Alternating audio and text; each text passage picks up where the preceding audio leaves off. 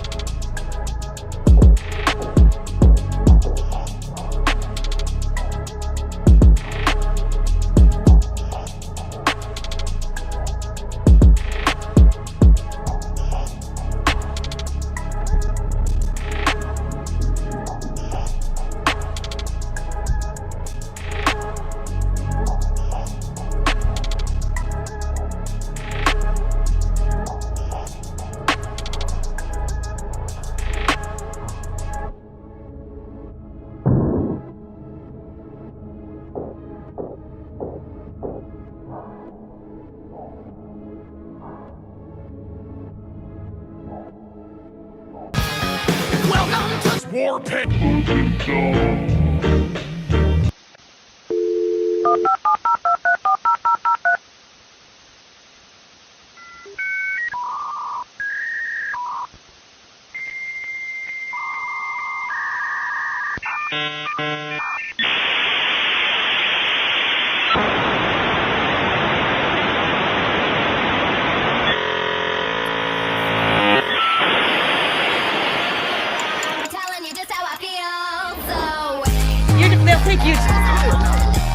Fuck you! I was right! Fuck you! I was right!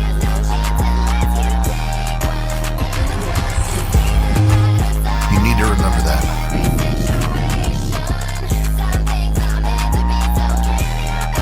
By sharing this video.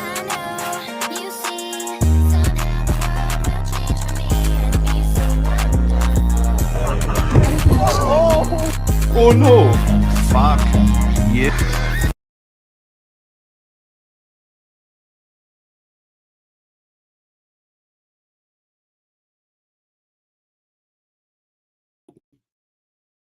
It is time for your favorite Monday and Saturday afternoon show. This is WARPAINT. Today we were going to have an interview with Cameron, but I think there was a time confusion because we're West Coast, East Coast, so he may or may not show up, but don't you fret because I have none other than Tim Toxics waiting in the background to hop in and help me out. We're still going to talk about the same topics. We're still going to cover Epstein. We're still going to cover the Marjorie Taylor Greene incident, as it's maybe referred to as on this show. Again, I'm sorry to everybody who was excited for the book club to start on Thursday. I'm just going to be honest. I only read 4 pages. And I was having problems in the morning. There was just a ton of things. So it was just like, I'm just going to wait. It's going to be next Thursday, though. I promise it's going to be next Thursday. First thing in the morning, we're going to get our cup of coffee and we're going to watch some WARPAINT together. Well, you're going to watch it. I'm going to do it. You know, you can hang out in the chat too. I like that.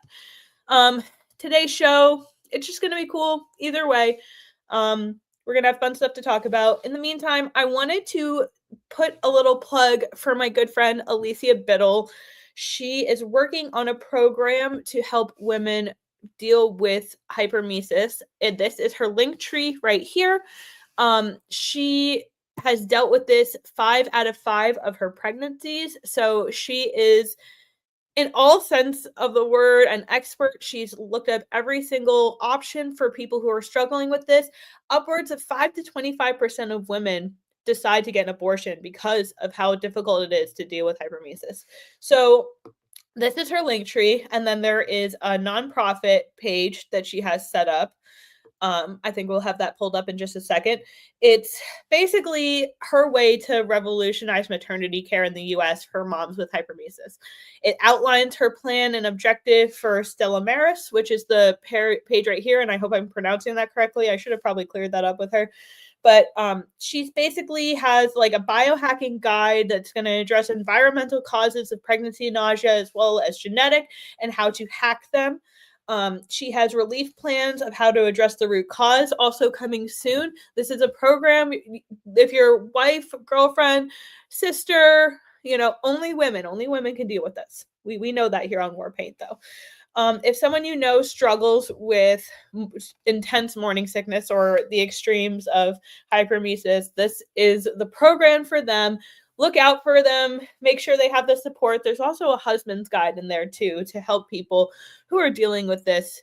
It's great for everybody involved, and it offers resources that are very limitedly available.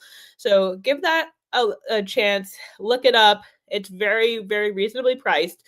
And I just want to help out fellow moms. You know, I am very blessed.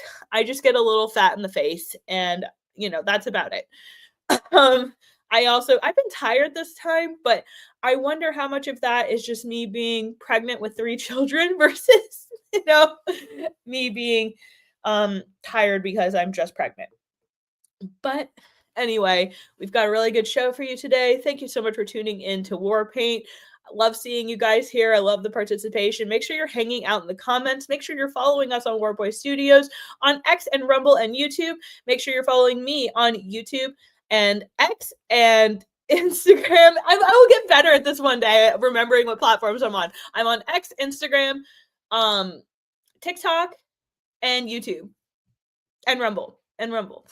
So before I risk babbling on even more, this is WARPAINT. It's time to put it on. Welcome to WARPAINT, sir. It's 11:59 at Radio Free America, and this is Uncle Sam with music and the truth until dawn. Music and the truth until dawn. Right now, I got a few words for some of our brothers and sisters in the occupied zone. Occupied zone.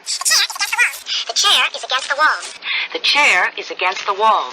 The chair is against the wall. John has a long mustache. John has a long mustache.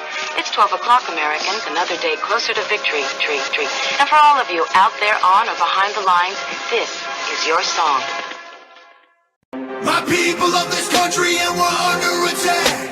They banning us, they cancel us for speaking the facts. If you man enough, come stand with us, take USA back. And every time we pull up, all you're gonna see is American flags. American flags. American flags.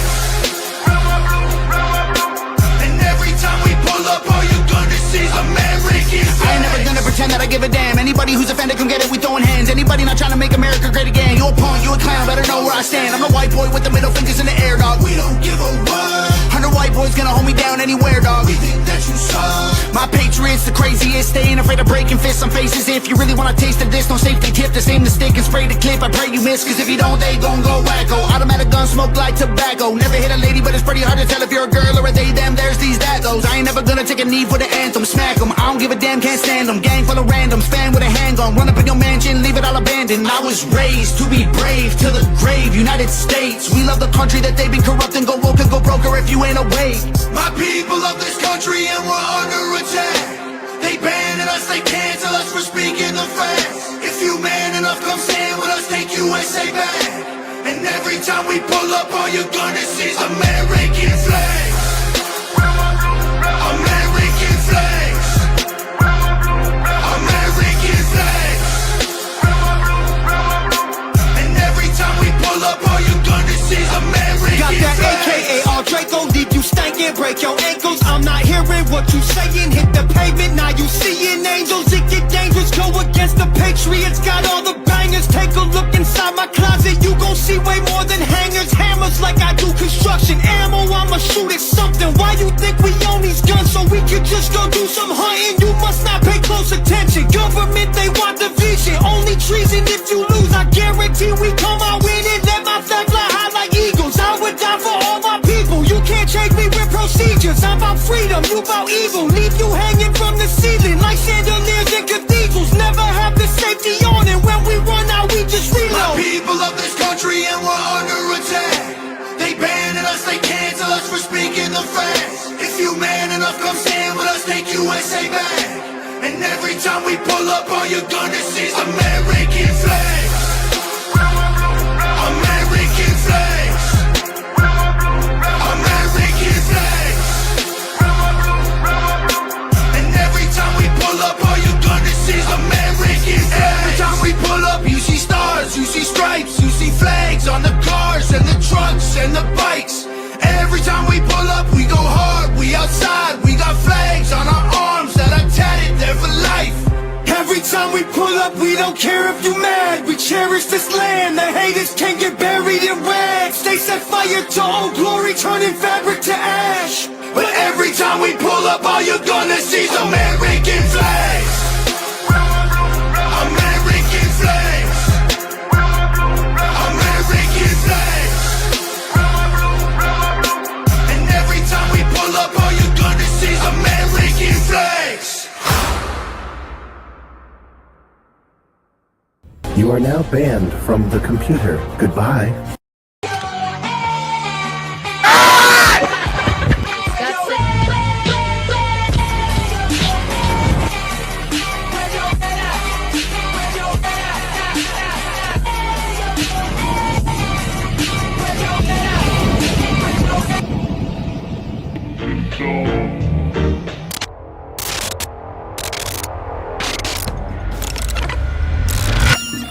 They told you the war was over, and that the culture battle was done, dusted, settled.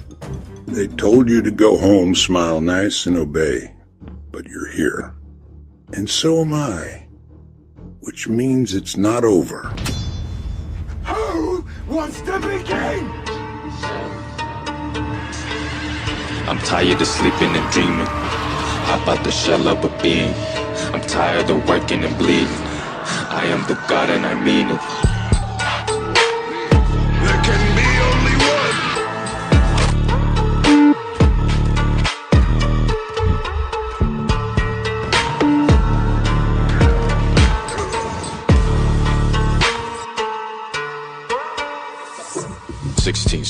pouring up another scene. Papa got the vaccine, so ain't no acting, play no practice. Niggas wanna check this album playlist.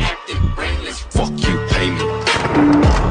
I'm tired of sleeping and dreaming. How about the shell of a being?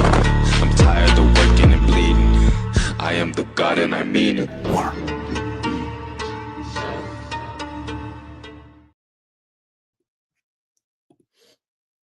And we are back. Thank you so much for joining us today on WARPAINT. We've got a lot of stuff to discuss, but as always, we begin with a simultaneous sip.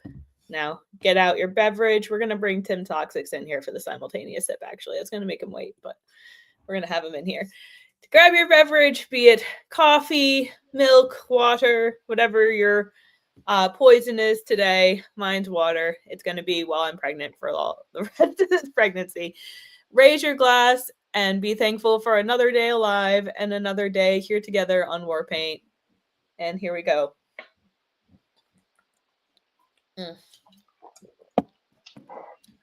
That's the stuff. Yeah, I think Scott Adams really was onto something. I think this is like a really good. Well, he talked about it. He spoke about it as brain hacking, the concept of getting the dopamine in from not only being involved in a ritual, but also from the beverage of choice. His always being coffee because he's a marketing genius. But I really hope he's doing all right. Genius. He looks like he's struggling, but hanging in there. And I mean, I feel like that's kind of the best we can hope for right now. And I hope he's just comfortable. Yeah. Well, anyway, so today, again, we were going to have a guest on, but it looks like we've confused West Coast and East Coast times. No big deal. Hopefully he could still pop on for a little bit towards the end. We'll see if he makes it or not. But we're still going to cover Epstein list, and we're still going to talk about Marjorie Taylor Greene. In the meantime, I would like to remind you guys that I am going to be doing the book club. It is happening. I'm sorry I didn't read enough pages to make it worth your while, but Tim will diligently hold me to reading the book, and I'll make sure that we do the live stream. My other thing is, like, evening Kim and afternoon Kim is not the same Kim as first thing in the morning Kim. First thing in the morning Kim is a gremlin. Like, I can be talked out of doing pretty much anything, especially if I haven't slept or I'm uncomfortable. So add pregnancy to that, and morning Kim is just a nightmare. God bless my poor husband for putting up with me. I signed up for it, and I'll do it again. Well, it's only bad when you're pregnant, and it's not your fault. It's mine. I did that. You put your Satan spawn in me, and it makes me mean.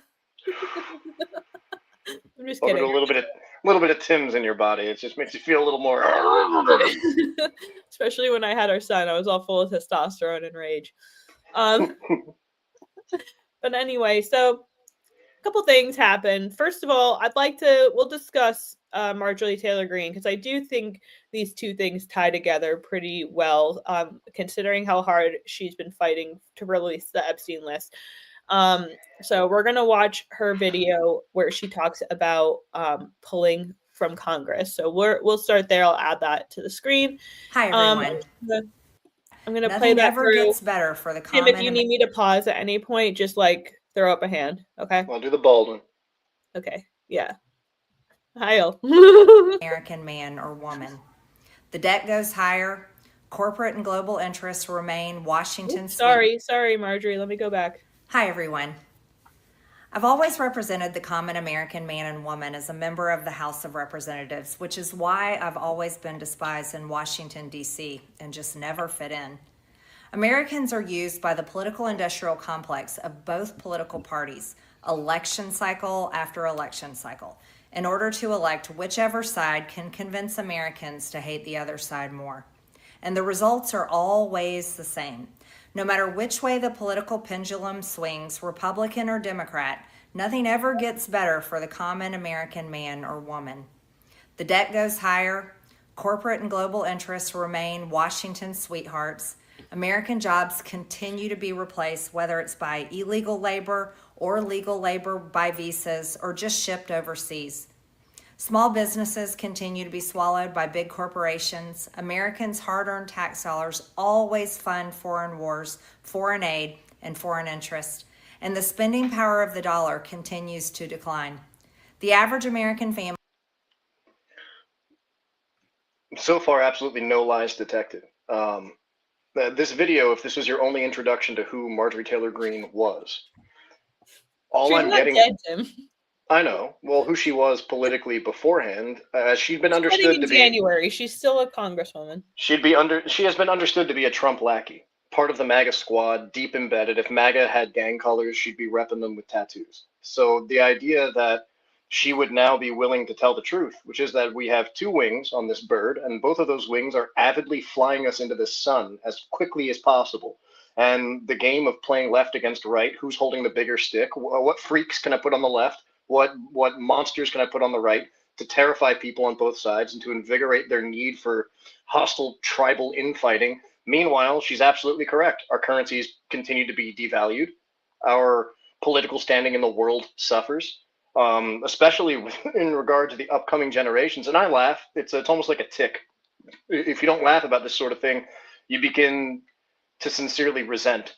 And it's really dangerous to walk around with that level of anger anywhere in your body. So if you got to laugh at it, if you got to just say, haha, it's my suggestion. It'll keep you sane. Your equanimity will shake. They call that clown pilled. There you go. If it's not funny, what is it? It's fucking terrific. It's terrifying. But I apologize for the language. I'll try to clean that up. I detect no lies in what she's saying. This is an accurate point that you've seen from third positionists like myself for a very long time. We're stuck into a balancing act where they throw a rubber ball into a very small box, watch it bounce around. And it's unfortunate that she has to kind of sink the standing that she currently has in order to step outside of the system that's been promoting her. But if I scrape every other aspect and memory of MTG from my brain, and I simply listen to what she's saying so far, accurate. Yeah, I didn't actually know that. We got a commenter that's saying she uses illegal aliens to work at her construction company. Is that true? If it is true, it would make perfect sense. I mean, I work in the trades, and I can tell you that. Charles, in the background, can you Google that for us real quick? And if you can find something, pull it up. Yeah. Go ahead, Tim. I work in the trades, and I can tell you that the use of illegal labor is rampant, and it comes down to money. We're in such harsh economic conditions right now that people are more willing to hire out to illegal slave labor than hire at a living wage normal Americans, white people. And it's not that there's a lack of available talent. The only contacts in my phone are men like myself who don't mind getting up early and picking up heavy shit and putting nails in wood, pouring concrete, laying electric cable, coming home late to a cold dinner. It is what it is. It's the life we signed up for. The idea that we don't exist is insulting. Like, of course, they're going to be hiring illegals. We've created, I mean, Trump said this in 2016. It's part of what endeared him to a lot of people. There are loopholes, and I use them. And if they weren't there, I wouldn't. Yeah, it's not respectable I feel the same way conduct. about her collecting her pension. But Carrie, if you can elaborate what you mean by she should have stayed in, I think you mean she should have stayed in Congress, and I somewhat agree. But I also don't think women should be politicians, and I think this is also a prime example of why women shouldn't be politicians. But we can get into that in a little bit. I'm going to keep playing the tape. Family can no longer survive on a single breadwinner's income, as both parents have to work in order to simply survive. And today, many in my children's generation feel hopeless for their future and don't think they will ever realize the American dream. And that breaks my heart. Real quick, she's divorced, right?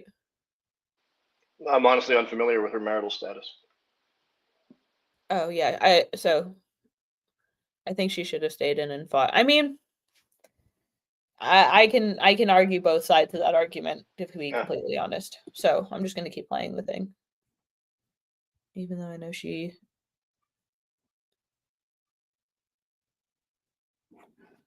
I don't know what that means, but that's okay. I have typo problems all the time. My heart. I ran for Congress in 2020 and have fought every single day believing that Make America Great Again meant America first. I have one of the most conservative voting records in Congress, defending the First Amendment, Second Amendment, unborn babies, because I believe God creates life at conception, and I love to fight for the little guy. Strong, safe borders, I have fought hard for that. I've fought against COVID tyrannical insanity and mandated mass vaccinations, and I've never voted to fund foreign wars with your hard-earned tax dollars. However, with almost 1 year into our majority, the legislature has been mostly sidelined. We endured an 8-week shutdown, wrongly, resulting in the House not working for the entire time, and we are entering campaign season, which means all courage leaves and only safe campaign re-election mode is turned on in the House of Representatives. During the longest shutdown in our nation's history, I raged against my own speaker and my own party for refusing to proactively work diligently to pass a plan to save Americans' health care and protect Americans from outrageous, overpriced, and unaffordable health insurance policies. The House should have been in session working every day to fix this disaster, But instead, America was force-fed disgusting political drama once again from both sides of the aisle on television every single day. My bills, which reflect many of President Trump's executive orders, like calling for a new census counting Americans only to draw new districts, making English the official language of the U.S., making it a felony to medically trans a minor, and other bills like eliminating capital gains taxes on the sale of your primary home and eliminating H-1B visas, just sit. They all sit collecting dust. That's how it is for most members of Congress bills. The Speaker never brings them to the floor for a vote. Many common Americans are no longer easily convinced by paid political propaganda spokespersons and consultants on TV and paid shills on social media obediently serving with cult-like conviction to force others to swallow the political party talking points. Because they know how much credit card debt they have, they know how much their bills have gone up over the past 5 years. They actually do their own grocery shopping and know food costs too much. Their rent has increasingly gone up and up. They have been outbid by corporate asset managers too many times when they put in an offer to buy a house. They have been laid off after being forced to train their visa holding replacement. The college degree they were told to earn only left them in debt with no big six-figure salary. They see more homeless people than ever on their own community streets. They can't afford health insurance or practically any insurance, and they just aren't stupid. These are the people I represent and love because that is who all of my family and friends are, common Americans. I will say that if it does turn out she hires illegals for her construction company, this is all just nonsense. Now, I can agree to that point, but I can also say with some confidence, I'd say 70% confidence on this. She didn't realize the world she was going to be interacting with until she was in bed with them. She didn't know what it was like behind the scenes until she was there. And the disgust and the contempt you can hear in her voice, I don't think it's synthetic. I think the impotence that a lot of politicians experience when they actually gain control and power is the realization that it's a giant machine. And you being one wheel, all you can really do to stop it is throw a wrench in your own gears and sink your career, or I don't think there's choose any not to denying that participate. she's been a very pro-Trump and very proactive member of Congress, whatever that means. I mean, like, comparatively, a lot of these people just kind of sit around and do nothing. So I know that that might not, like, carry much weight, but she has at least, like, been about no foreign wars. Anyway, we have this pulled up. Our producer found a tweet, a Grok tweet. Here, let me just make this a little bigger for my own eyes. There is no verified evidence that Marjorie Taylor Greene's company employed undocumented immigrants. Accusations arose in 2020 campaign by opponent John Cowan or Cowan. I don't know how to pronounce his name. Citing lack of e-verified use pre-2010, but Greene denies hiring any. I can't read it. And states that her firm has used E-Verify since 2010. I don't know what E-Verify is. I'm in a cash in hand business, but as I understand it, it would not shock me to find that a politician, even the ones you like, cut corners. I mean, when you get to a certain level of wealth. Sorry, no, I'm sorry. I was going to say, when you get to a certain level of wealth, your morals have to fall to the wayside to maintain it. It's about it's like a ladder. Same with politically or economically. You see this happen continually. People cut costs. I mean, this is a discussion since the tariffs came into play that has been pretty frequent. If an American company can sell, the Beanie Kid, Tim Pool. The Beanie, I'm sorry. Beanie Boy. Yeah, the guy with the giant kippa. The young fellow with the hat. He has my name. I should remember his fucking name. I wasn't gonna point that out, but. Tim Pool talked about this a few days ago, and look, I'm not a big Tim Pool fan, but I'm not a fan of a lot of people that I try to pay attention to. If the thoughts they're manifesting into words and action and paragraphs of text are coming from somewhere else, it's important to try to connect the dots between who's being fed from the same source. So it's important to listen to a lot of people. And Tim Pool was bringing up that he sells skateboards, and his skateboards went down after tariffs because he found that it didn't make sense to send the wood being cut not in America but to somewhere else, to China, to get sent back laminated to a factory in Mexico, send it back to the U.S. With the tariffs involved, it's actually at $35 a board to sell them that way comes down to like $32 a board to do it all domestic. The problem is production numbers, because we don't have manufacturing in this country anymore. We just don't. And I can completely understand how you'd become disillusioned after actually rubbing shoulders with these people. I mean, on a much lesser scale, I can say that I understand that from my own experiences with these people. After I went to Trump International, I started seeing these people and actually rubbing shoulders with them. You find that a lot of it is depiction over reality. Right. Like she was saying before about the optics of getting elected, which side can we get to be more disgusting to the majority? Right. That's you tend to be who wins, but that's, again, subtle manipulation, because we watched ourselves march in lockstep in the same direction. The argument that illegal immigration can be culled by using mass surveillance and mass IDs and digital ID, federalized ID, it's Hegelian. You create a problem, you need the solution. So you can't just demand the solution. You have to invigorate people into wanting it. You know what I mean? Yeah. Oh, hey, two classy gentlemen is in the fucking audience. How you doing, man? It's been a long time. Davey. We'll have him on sometime. He's fucking awesome. Except he's a fitness guy now. He's too good for politics. I'm just let's lift sometime, Chief. QMTG. All right, so let's keep listening to Marjorie Taylor Greene. Insurance, and they just aren't stupid. These are the people I represent and love, because that is who all of my family and friends are, common Americans. I've been blessed to represent the 14th District of Georgia for 5 years. The district is filled with some of the most wonderful, kind-hearted, God-fearing, patriotic, hardworking people you will ever meet. Good, regular, common Americans. I've worked hard to bring taxpayer dollars back home to help district needs. I impeached Biden's Secretary of Homeland after watching my constituents die as he facilitated dangerous open border invasion into America. And I led the effort to defund hard-left politically biased NPR and PBS and the corrupt USAID, and I did that as chair of the DOJ subcommittee. I have fought harder than almost any other elected Republican to elect Donald Trump and Republicans to power. I traveled the country for years. I spent millions of my own money. I missed precious time with my family that I can never get back. And I showed up in places like outside the New York courthouse in Collect Pond Park. So, like, I just want to stop to take a minute to say, like, that this was one of the things that I was talking about before when I said that women shouldn't be politicians. Like, you know,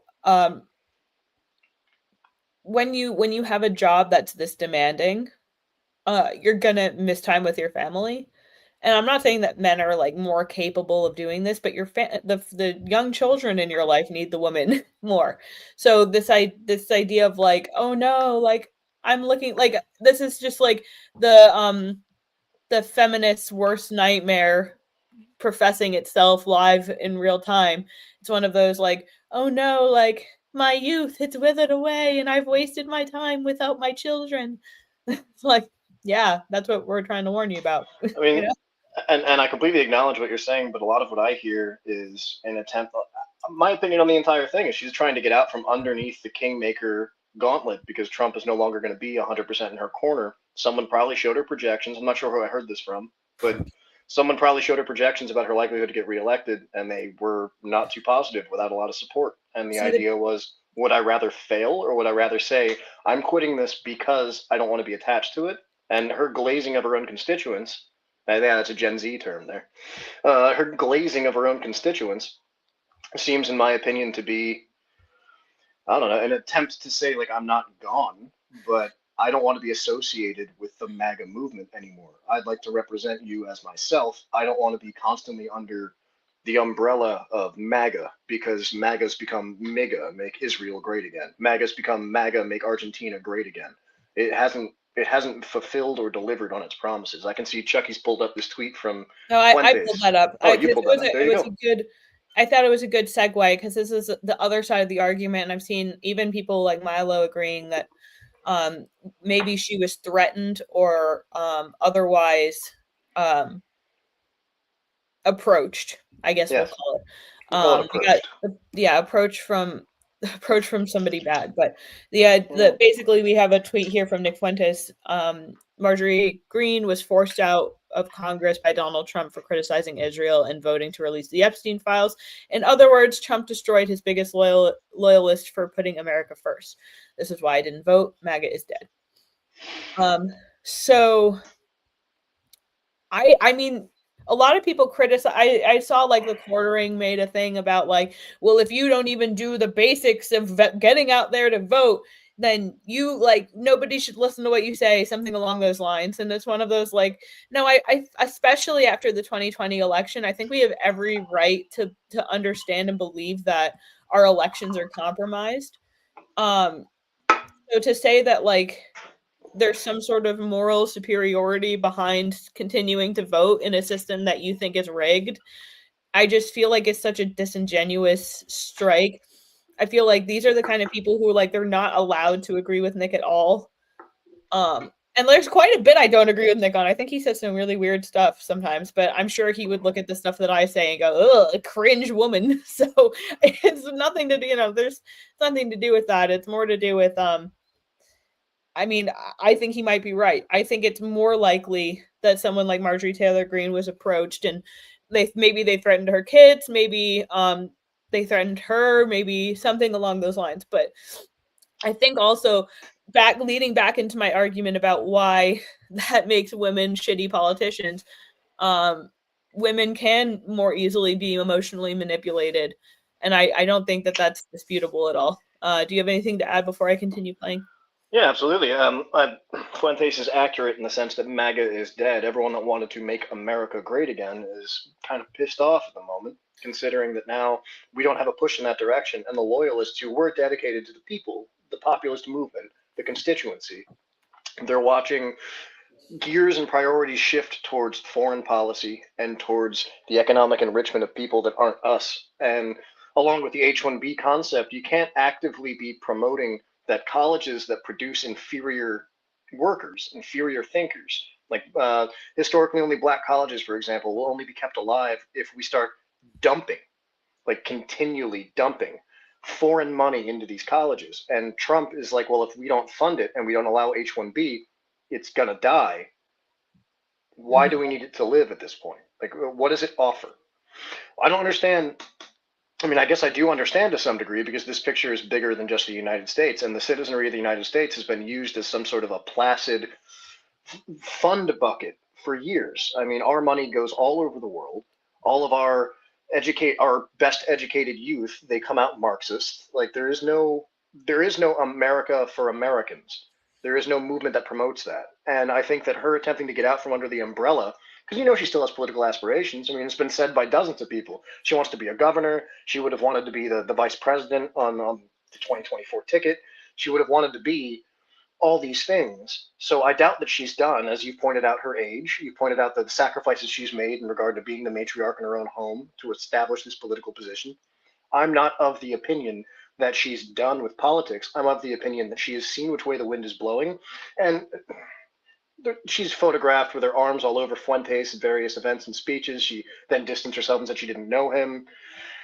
It's optics. And when the optics get in the way of what your true goal is, you have two choices. You have deceit or honesty. And if you can be sincere and honest in what you believe, it's very hard for someone to point out that you're not telling the truth or to shake your foundation. But if you want to start playing the game of what should I say so people will like what I'm saying rather than am I saying what I think is true, I think that's part of why she's dropping out. Right. All right. I'm going to keep playing the tape. Go ahead. Against a raging leftist mob as Trump faced Democrat lawfare.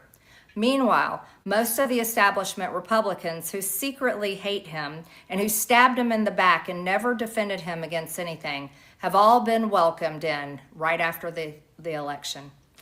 And I will never forget the day I had to leave my mother's side as my father had brain surgery to remove cancerous tumors in order to fly to Washington, D.C. to defend President Trump and vote no against the Democrats' second impeachment in 2021. My poor father and my poor mother, it was way too much for all of us.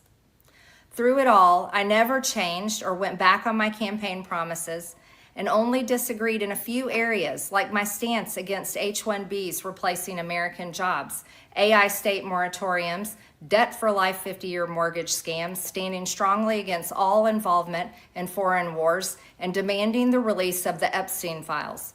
Other than that, my voting record has been solidly with my party and the president. Loyalty should be a two-way street, and we should be able to vote our conscience and represent our district's interests because our job title is literally representative. America first should mean America first and only Americans first, with no other foreign country ever being attached to America first in our halls of government. Standing up for American women who were raped at 14 years old, trafficked and used by rich, powerful men should not result in me being called a traitor and threatened by the President of the United States, whom I...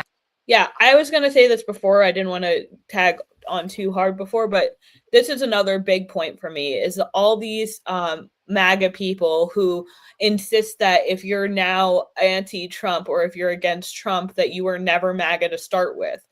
No, absolutely not. That's some kind of immature, unrealistic gaslighting that I just cannot abide by.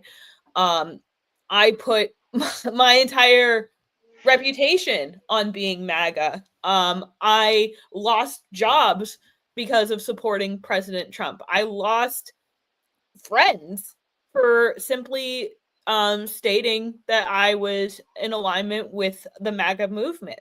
So the idea that I would come by this decision lightly and say that my support for President Trump is withdrawn, this isn't a popularity contest. That doesn't make me popular. It didn't make me popular to be pro-MAGA. It doesn't make me popular to be against Trump right now. But the fact of the matter is, child rape victims, human trafficking victims matter to me.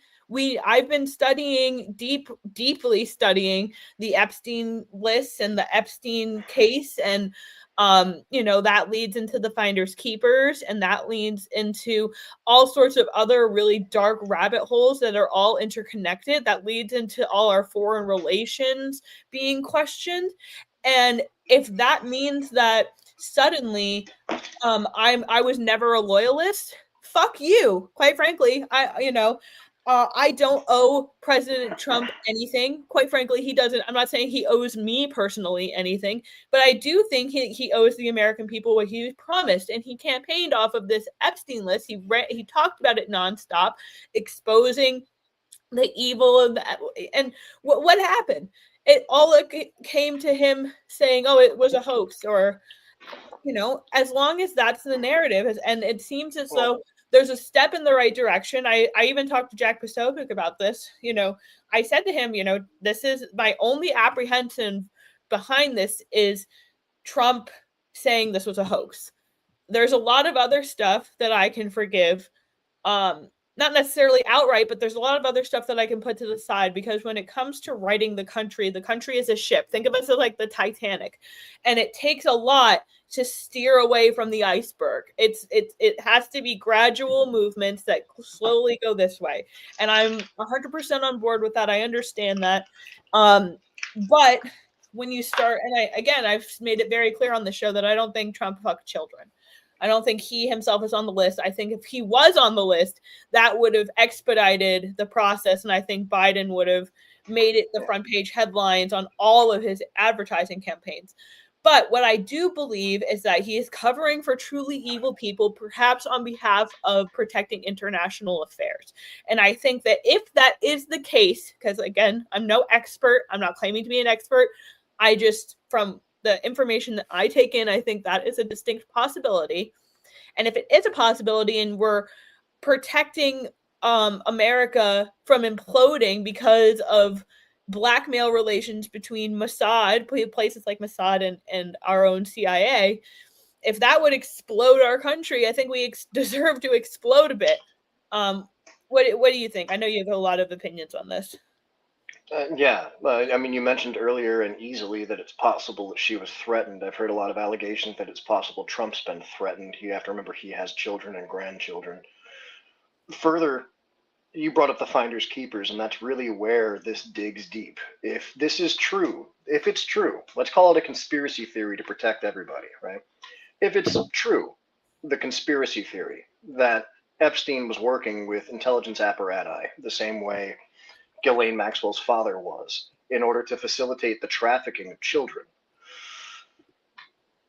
our international relationship with any country bordering us. I mean, you have to remember the finders keepers had children from Mexico. It wasn't just Americans. So if we know that the government has been involved, the CIA and FBI have been explicitly involved in trafficking children for sex trafficking, ritualistic purposes. I mean, Trump in his first administration, and I really appreciated this, acknowledged that human trafficking is an ancient art. It is. Prostitution is, they say, the world's oldest profession. Right after that is, hey, if you want to pay money and fuck someone, I've got someone tied up. You can pay me money and fuck them. And that's dark, but this is an adult show. That's the reality. The reality is also that there's ritualism involved in ancient art, in art form. The idea that all those children went missing on their own, or there was not a coordinated effort. I don't know if anyone's aware of this. After the fall of Nazi Germany, German nationalists had their children taken from them and given directly to pedophiles. 80,000 children were taken from nationalists, anyone right-wing, CPS equivalent in Germany, found excuses to take them from their parents and deliver them into the arms of people they knew would serially abuse them, because you tend to do what your parents did. You tend to think the way that they did, genetically, culturally, ethically. If we know that there's programs already in place designed to feed children into an apparatus of people who feed upon children, is it so much of a stretch to imagine that international relations would suffer from the realization that throughout decades of operation, we had prolific pedophiles in the United States trafficking children, stealing them, enticing them with drugs and money, and then forcing them into situations they didn't want to be in? The end pipeline from a lot of those horrific situations is pornography production, organ harvesting, breeding people in farms so they're unregistered. I mean, you have to consider the number of deep underground military bases and the fact that MKUltra never stopped. It gets dark really fast. And then when you connect to that, the notion that Israel is a secular state, meaning it's not a religious state, it's an ethnically Jewish state. The right to return being established genetically is only one example. Aren't you also just telling me that that it's like the size of New Jersey? Yes, Israel is about the size of New Jersey, roughly. Why do they need $38 billion? What is it for? Because America was promised to them 6 million years ago, don't you know? Like, the Before notion they ever here, existed. Yeah, the problems at play here in regard to Epstein Trump, it goes so much deeper than the average mind is willing to fathom, because you go to the easiest solution first. You say, oh, Trump's a pedophile. That's why. Okay, if you don't think that's true, because he has a history of fucking 20-somethings that have had work done, if you don't think that's true, then what's the other solution? He's protecting pedophiles. Okay, why? Maybe he's being held hostage. Maybe it is a hostage type situation where he's like, they're like, we'll fucking kill all your grandkids and your children. I honestly, would I put it past people? No. Would that explain why suddenly he flipped from being very pro releasing it to being more apprehensive and holding back on it? Yeah, that would absolutely fill in a lot of blanks there. People would rather assume that he fucks children, or like David here likes to be funny and say he's a homosexual. Well, look, we have to consider that it has to be considered that Trump calling it a hoax, he's an egocentric narcissist.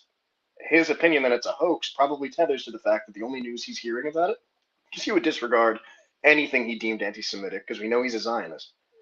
He would disregard that and he would immediately move to, oh, it's a hoax because it talks about me and I know what I didn't do. So it's just a Democrat hoax. Now that's extending a massive olive branch in a direction I normally would not, but we're trying to have a nuanced conversation. If that's true, if that can be believed at all, then it's not just a matter of being threatened. I'm sorry, this is going to die. I'm going to have to pull it out and switch to normal mic in a second. But it just keeps saying battery low. My bad. If it's true, and if it can be presumed that he's acting in self-interest, which would make sense given his patterns of behavior, then perhaps him being threatened goes right along with his ideology being threatened and his reputation being threatened.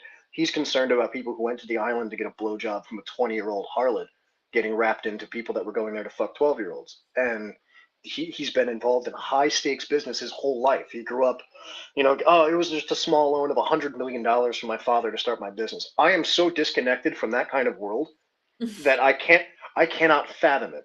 I can't fathom being gifted $100,000, let alone $1 million or $100 million.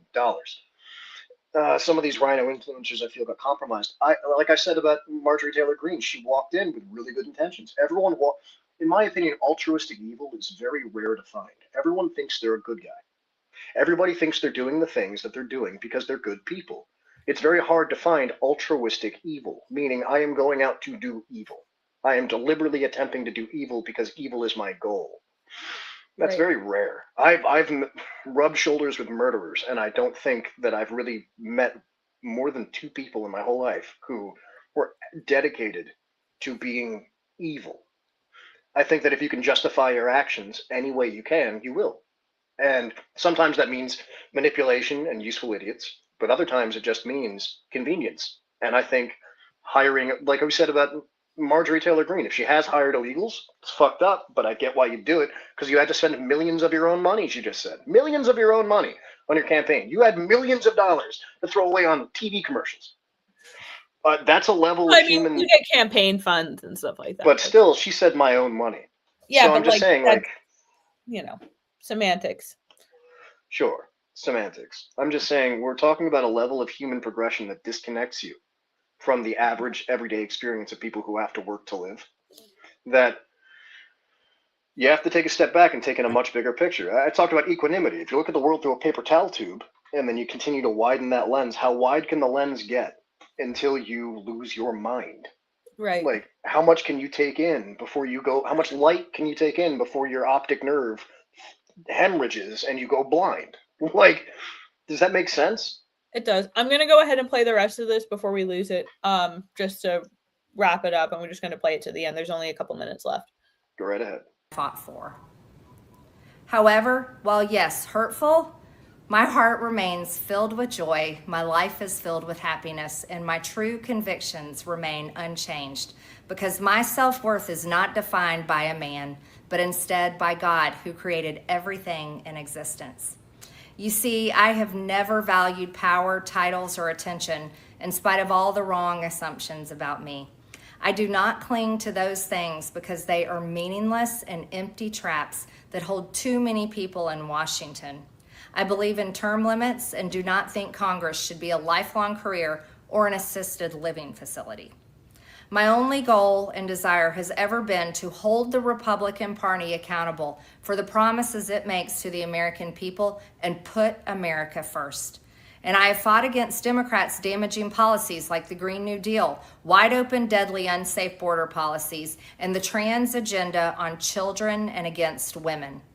With that has brought years of non-stop, never-ending personal attacks, death threats, lawfare, ridiculous slander and lies about me that most people could never withstand even for a single day. It has been unfair and wrong, not only to me, but especially to my family, but it's been wrong to my district as well. I have too much self-respect and dignity. I love my family way too much, and I do not want my sweet district to have to endure a hurtful and hateful primary against me by the president that we all fought for, only to fight and win my election while Republicans will likely lose the midterms, and in turn be expected to defend the president against impeachment after he hatefully dumped tens of millions of dollars against me and tried to destroy me. It's all so absurd and completely unserious. I refuse to be a battered wife, hoping it all goes away and gets better.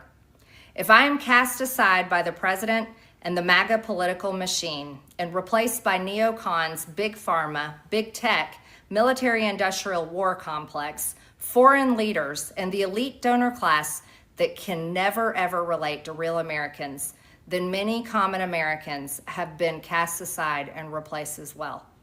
There is no plan to save the world or a 4D chess game being played. When common American people realize and understand that the political industrial complex of both parties is ripping this country apart, that not one elected leader like me is able to stop Washington's machine from gradually destroying our country, and instead the reality is that they, common Americans, the people, possess the real power over Washington, then I'll be here by their side to rebuild it. Until then, I'm going back to the people that I love, to live my life to the fullest as I always have, and I look forward to a new path ahead. I'll be resigning from office with my last day being January 5th, 2026, and I look forward to seeing many of you again sometime in the future. May God bless you all, and may God bless America.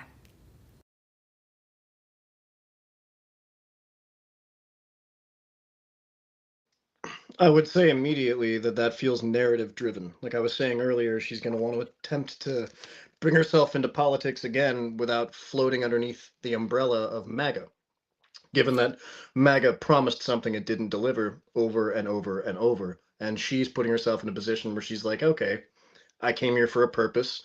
She was mocked and ridiculed everywhere she was for years. Not just attacks from the left, but attacks from the right. And I think the positioning has to do with the concept of liberalism in general. If I'm going to be perfectly frank, and if you'll give me a moment here, I'll explain. Carl Benjamin, Sargon of Akkad, talked about this recently. And I think it's a very important point to make. When people say they hate the woke left, no, you don't. You hate leftism. Woke is a byproduct of leftism. It's why they now want to attach woke to the right, saying, what, left, right? You've got two opposite perspectives.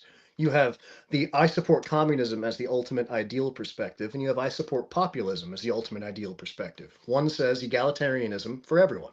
Everyone with an open hand gets it filled. Every group everywhere needs to be catered to and respected for their own individual dignity, and we as a cohesive movement can attempt to do that. Find the most minuscule issue and solve it. The reality of the situation is much more right-wing. You can't provide in a nation that's dying. You can't provide more if you don't have enough. And the idea that the host nation should be parasitically fed upon by liberal ideology endlessly, that seems gospel to the left. And to the right, our perspective is heretical to that new doctrine. The left does not embrace religion easily. The left does not embrace any concept of morality beyond one of their own invention easily. They don't like to look at the nitty-gritty. They prefer to paint everything in a rainbow, which is unironically a symbol that they utilize to identify themselves. I think Marjorie Taylor Greene quitting is an act of fear. I mean, you can, as you said before, there's a feminist perspective. She's referring to herself as a battered spouse, etc., trying to conjure up some sort of feminine ideal to justify her decisions. And ultimately, I think it's cowardly. I think it'd be better to have you on C-SPAN bugging out. But then again, I'm not legally allowed to vote, so I guess a lot of these opinions are beyond me. Well, I don't think they're necessarily beyond you, but at least women still have the right to vote for now, or our house wouldn't get any votes. But more seriously, that's another part of this that kind of made me cringe. I've never really been fully team anyone so much when it comes to politics. But particularly when I hear something as unbelievably weird as her referring to herself as like a battered woman in this situation. Like, could you be any more fucking dramatic? Like, I understand Trump betrayed you. I understand that he turned on you, but like to insinuate that that's even remotely the same as someone like raising a fist to you. That's just politics, baby. People stab each other in the back. It's a dirty game. I mean, I understand. Yeah, there's an element of backstabbing here, but like I said, specifically to draw, and Laura Loomer tweeted about it, I believe. She was saying Marjorie Taylor Greene like represented Trump as like a woman beater, and I don't necessarily agree to that extent, but I do think that it's incredibly manipulative on her part to try to equate it with being a beaten woman. Well, I mean, and I know you have a personal relationship with Laura Loomer, so I'm not going to shit on her too hard. But the idea here is Marjorie Taylor Greene was not pro-Israel; she was pro-America. So her insinuation that the Epstein list should be released means if there's a connection, a thread to intelligence agencies like Mossad, it needs to be exposed. Because if Jewish people are here pimping our children, not unlike Tom Alexandrovich, who was just caught in Nevada 2 months ago attempting to fuck an American child. He didn't know it was a cop on the other end of the computer. He wanted to rape a kid. And the Trump administration worked together with the Zionist Israeli-born DA of Nevada to get that guy put on a plane with a $5,000 bail and sent back to Israel where they won't extradite pedophiles. You know what, Tim? I'm just getting the feeling that you were never really MAGA. Yeah, that's it. I don't want to make America great again. I don't give it. I'm not an American nationalist at all. You're just a traitor, you know. I'm just a Democrat in disguise. That's my problem. My problem is woke. You're woke. You're so woke. I'm so woke. My whole thing is I want the browning of America. I want all of our college degrees to be worthless. I want to continue to dump our money into every other country as if money fixes the problems that your genetic upbringing will eventually create again. The reason Africa is because it's full of fucking Africans. Stop giving them money. It doesn't make sense. Well, I mean, and you hear about like all sorts of other small budget or like small items that are worked into the budget. I don't want to say they're small budget because a lot of them are not small budget, but like little nonsense projects and like all sorts of other things that are government funds. And it's like, okay, but like, don't we have starving children here? 1 in 4 kids in the U.S. goes to bed hungry. And I mean, we don't need to put the kids on the pendulum or on the pedestal here to try to placate to the emotional bleed hearts. As long as there's a pothole down my block, there should be not a single dollar of American money leaving. Our infrastructure should be settled. Our hospitals should look like luxury hotels. Our trains and buses should look beautiful and be safe and have surveillance. Our police should look like soldiers and have all sorts of respect. These are all things that larger budgets in America would do instead of sending it outside of America. But apparently that makes me, I'm not a MAGA loyalist. I'm not MAGA. I was never MAGA. I don't care anymore. I actually care about America. And if America First is separate from MAGA now, then that's what that is. And I think it's funny that they troll them by making the hats blue. I think that's actually a really clever troll. But I see you wanted to make a point, so I'll shut up.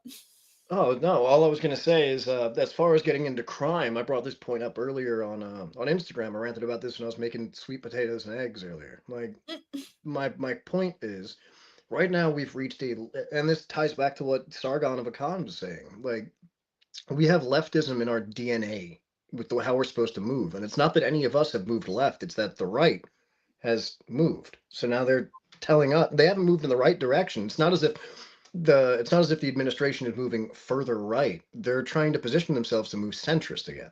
They're trying to be moderate. The concept itself, like with crime specifically, we have a new inundated idea that we must use Marxism, racial Marxism, to determine whether or not your crime is more disastrous than your race. So if you happen to be of an underclass, an Untermensch in this culture, then anything you do is not your fault, and imprisoning you or punishing you is another apparatus of white supremacy and white nationalism, and instead you should be given 79 arrests before you set a woman on fire on the subway. Instead, you should be given 14 felony charges and mental health training. If you're so cognitively disconnected and your IQ is so low that you can't prevent yourself from attacking a woman or a child or an old person or anybody, attacking someone like me, attacking someone on site, if you can't control yourself, you're not a human being, you're a wild animal. And people want to say, mass executions, that's too fascistic. Okay, lobotomize them then. You can't have them walking around. And I'm sorry, in Massachusetts, yeah, I mean, there needs to be some level of asylum back. But the problem with that is who decides what, because, you know, in certain circumstances, we'd be on the bus to the asylum. But quite frankly, like, you look at people like the most recent I can't even store this information in my brain anymore. But there was another incident of this black criminal burning a woman on the bus or subway. Subway. Who had, it turned out, not just been in, like, it was like, they were like, initially it was like 40 something times, but it turns out it was like 70. 70 arrests. He'd been disallowed. He attacked a woman at a mental health facility they tried to send him to, a social worker. Now he's not allowed to get sent back to that facility unless he's in a manic state, meaning that poor nurse who had to, repair her face only has to see the guy that attacked her if he's having a rough time. He's really mad. If he's really crazy, they can bring him back in. Yeah, that's the only time we'll have to see him again. So like I was saying, there needs to be some kind of asylum back, but there needs, like, that should, if you're committing this should be for violent criminals. This should be for like pedophiles, murderers, otherwise insane people who have a record of just like not being able to control themselves in public to the extent that they'll just snap and just, hit a baby in the face. I can't even count how many videos of that I've seen recently. Just like these like wild monsters walking down the street punching babies. Or attacking women in strollers, etc., etc. Look, if you're incompatible with society entirely to the degree that you cannot conduct yourself like a normal human being, you can't just go to Circle K and buy a white monster. You have to go to Circle K and stab a woman, or go to Circle K and shit on the floor. You can't be allowed in polite society. And the problem is we have DAs and prosecutors who are infected with this liberal mind virus, who are convinced, utterly convinced, that they have to let these people back out because they're fighting the good fight. Look, I'm not saying mass executions. I'm saying our incarcerations are burdening us. In Massachusetts, it costs as much as $330,000 per inmate per year. If you give that person life in prison, you realize how many millions of dollars their victims are going to have to pay into the system to keep them alive, watching watching PBS Kids, even if they're pedophiles, watching PBS Kids on their state-paid-for TV, eating ramen noodles, doing push-ups, joining gangs, extorting other people, becoming worse criminals. Oh, pardon me. The lack of nutrition in prisons causes your brain to atrophy. When you don't get enough protein to your brain and you're eating a lot of soy-invested crap, you tend to become more violent and hysterical. Our current system, the for-profit prison model, doesn't work. If there is someone that can be cured and their recidivism rate will drop and they can figure out, hey, I was living my life the wrong way, let me plug in with Catholic Charities and the Salvation Army and realize I don't want to live there and get my shit together. If that person exists, you can't pen him in with 12 Daquans that don't want to be rehabilitated, that want to form a gang and extort that guy for his mashed potatoes. It's not going to work. You're going to create more problems. So if you're against mass executions and no one's going to take these people, I hear all the time Wignats online being like, send them all back to Africa. You think Africa wants them? Africa sold their ancestors to us for a reason, because they were pedophiles, retards, thieves, rapists, murderers, incompetent, lazy. They rounded them up. You think an African warlord king who only understands basic primal aggression is going to be like, yes, these valuable members of our tribe, let me sell them? No. From what I see, they're pretty intolerant. They're pretty intolerant of the American black. Pretty much everywhere else there are black people. So if there's going to be a solution, you're entirely right. If there's going to be a solution here, it has to come with corrective measures. And it's like the idea of castrating a pedophile. If you castrate a pedophile, the urge to hurt a child hasn't left him. His dick just doesn't work. He's going to use a broken bottle or a pipe next time. Just don't castrate them. You have them unconscious and under the knife. Just take them out. Like J.D. DeLay, everyone's favorite peer-to-peer recovery coach, he talks about this continually. Wood chipper. Feet first. You can pause it a few times depending on the person. Like, it doesn't, and wood chippers are solar powered now. It costs nothing. But I'm saying, like, incarcerating these people for small amounts of time and then re-releasing them later into a society full of prey doesn't make any sense. Taking that guy who set the woman on fire, who walked away saying, I burned that bitch, walked away saying it, he's immediately guilty. I have video of you doing it. I don't need to say supposed. I don't need to say alleged. I saw you do it. So why on earth would I want to pay, or anyone else pay $10, 25 cents to keep you alive? You're not good for society. You're violent. You don't have ideas you express verbally. You have ideas you express violently. You're not capable of existing amongst the rest of everybody. And this ties back to the Epstein list. I would like to know, is Les Wexner into fucking 6-year-olds? I'd like to know, are the people that ran, what was that brand Kanye West loves? Balenciaga.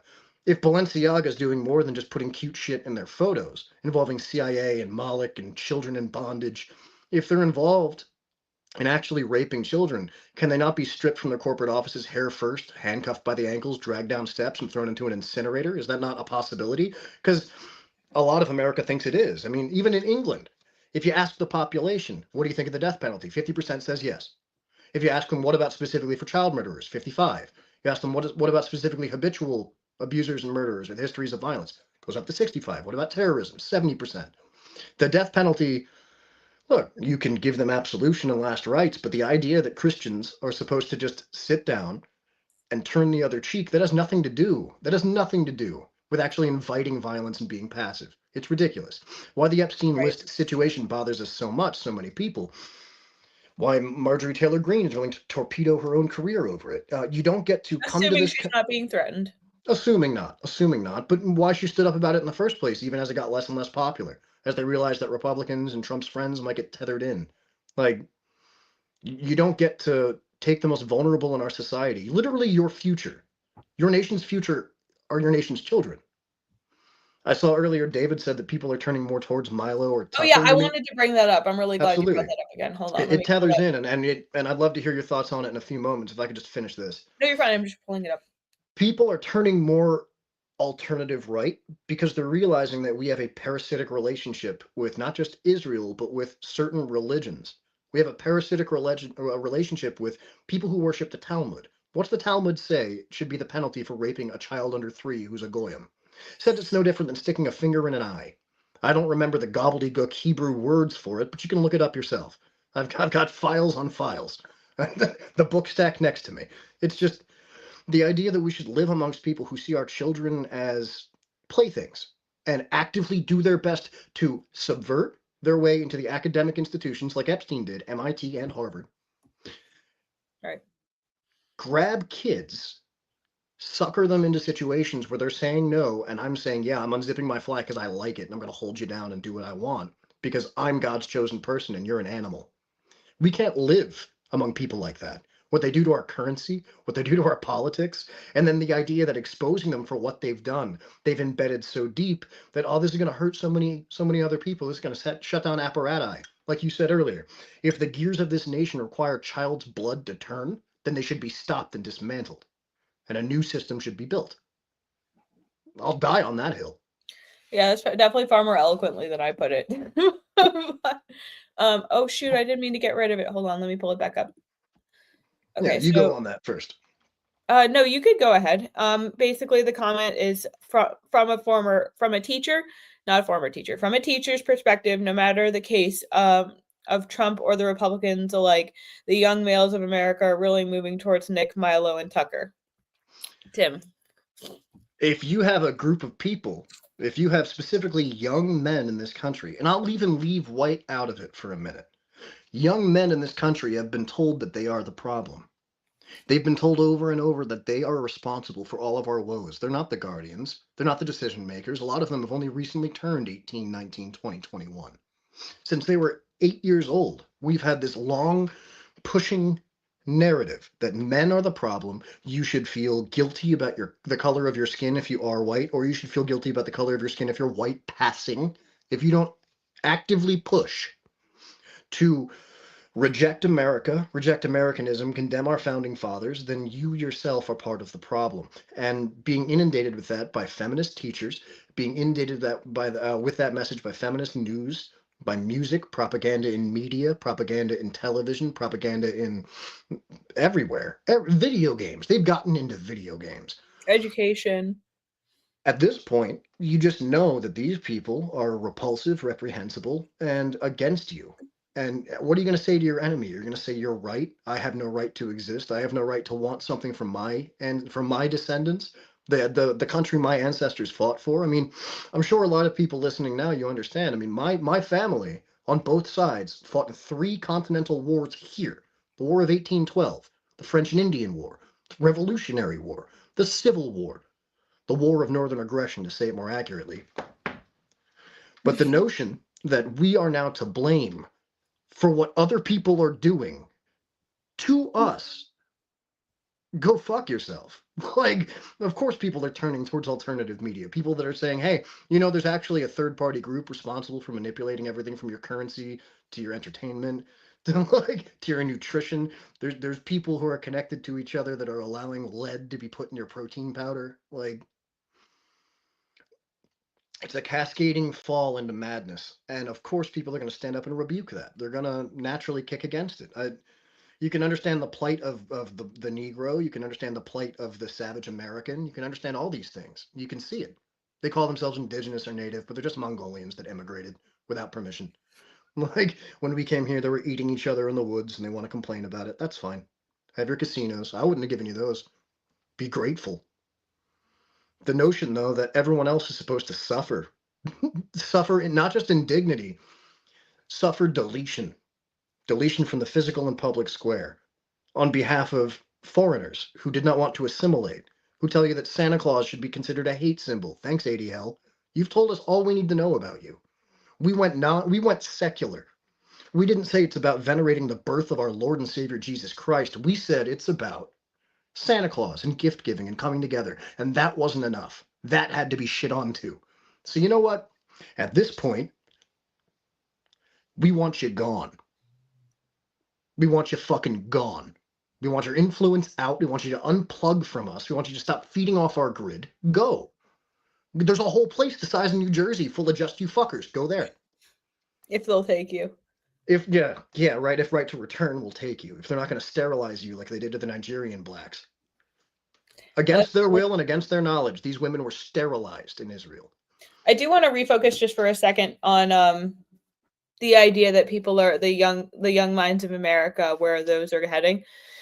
People don't understand, and I mean, maybe that's an unfair assessment because I think a lot of people do, but I think a lot of people are forgetting the boomers are dying.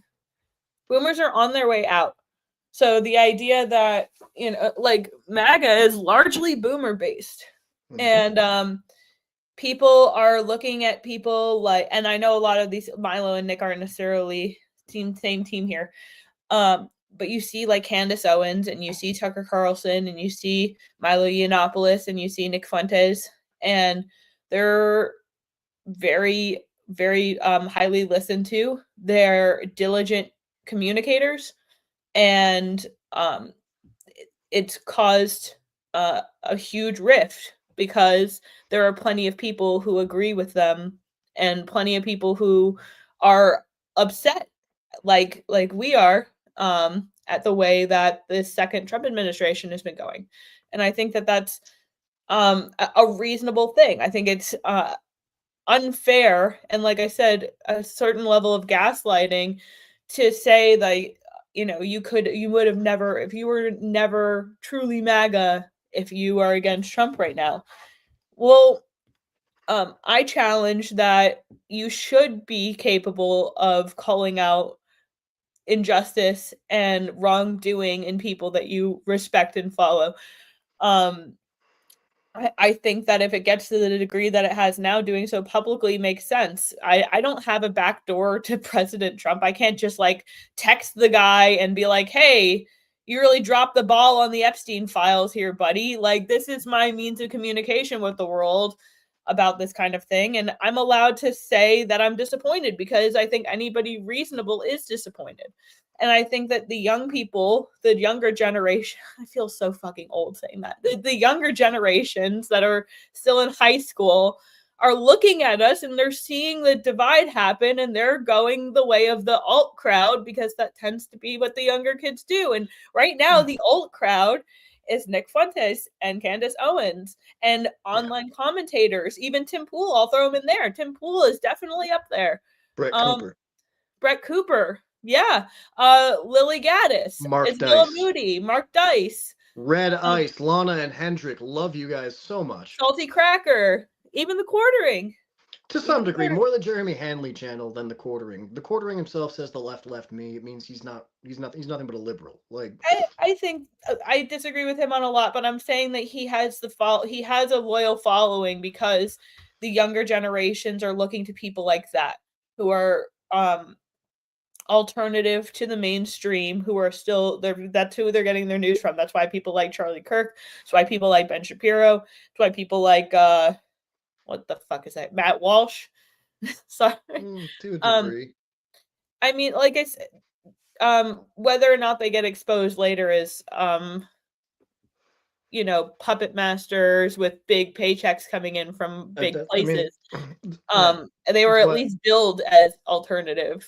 It's why I threw Brett Cooper into the mix, because she worked alongside the God King, and she worked alongside Ben Shapiro, and she worked alongside all these people. But the minute she actually wanted to say, like, hold on, there's a serious issue here. If you guys hate America so much and you want to dictate our politics based on your specific 6% of the world population group, maybe you don't need to be here.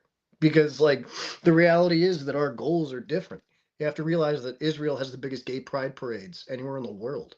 Anywhere in the world. And yet in the Jewish religion, if you're actually going to treat them as a religion, they're not pro-homosexuality. So it's like, you guys just want liberalism. You just want leftism. But like the idea of human rights in the same capacity. Oh, pardon me. Bubbly water. The idea of human rights in the same capacity, Israel had riots against stopping the rape of Palestinian prisoners. The woman that exposed it in the Israeli army got in a bunch of shit.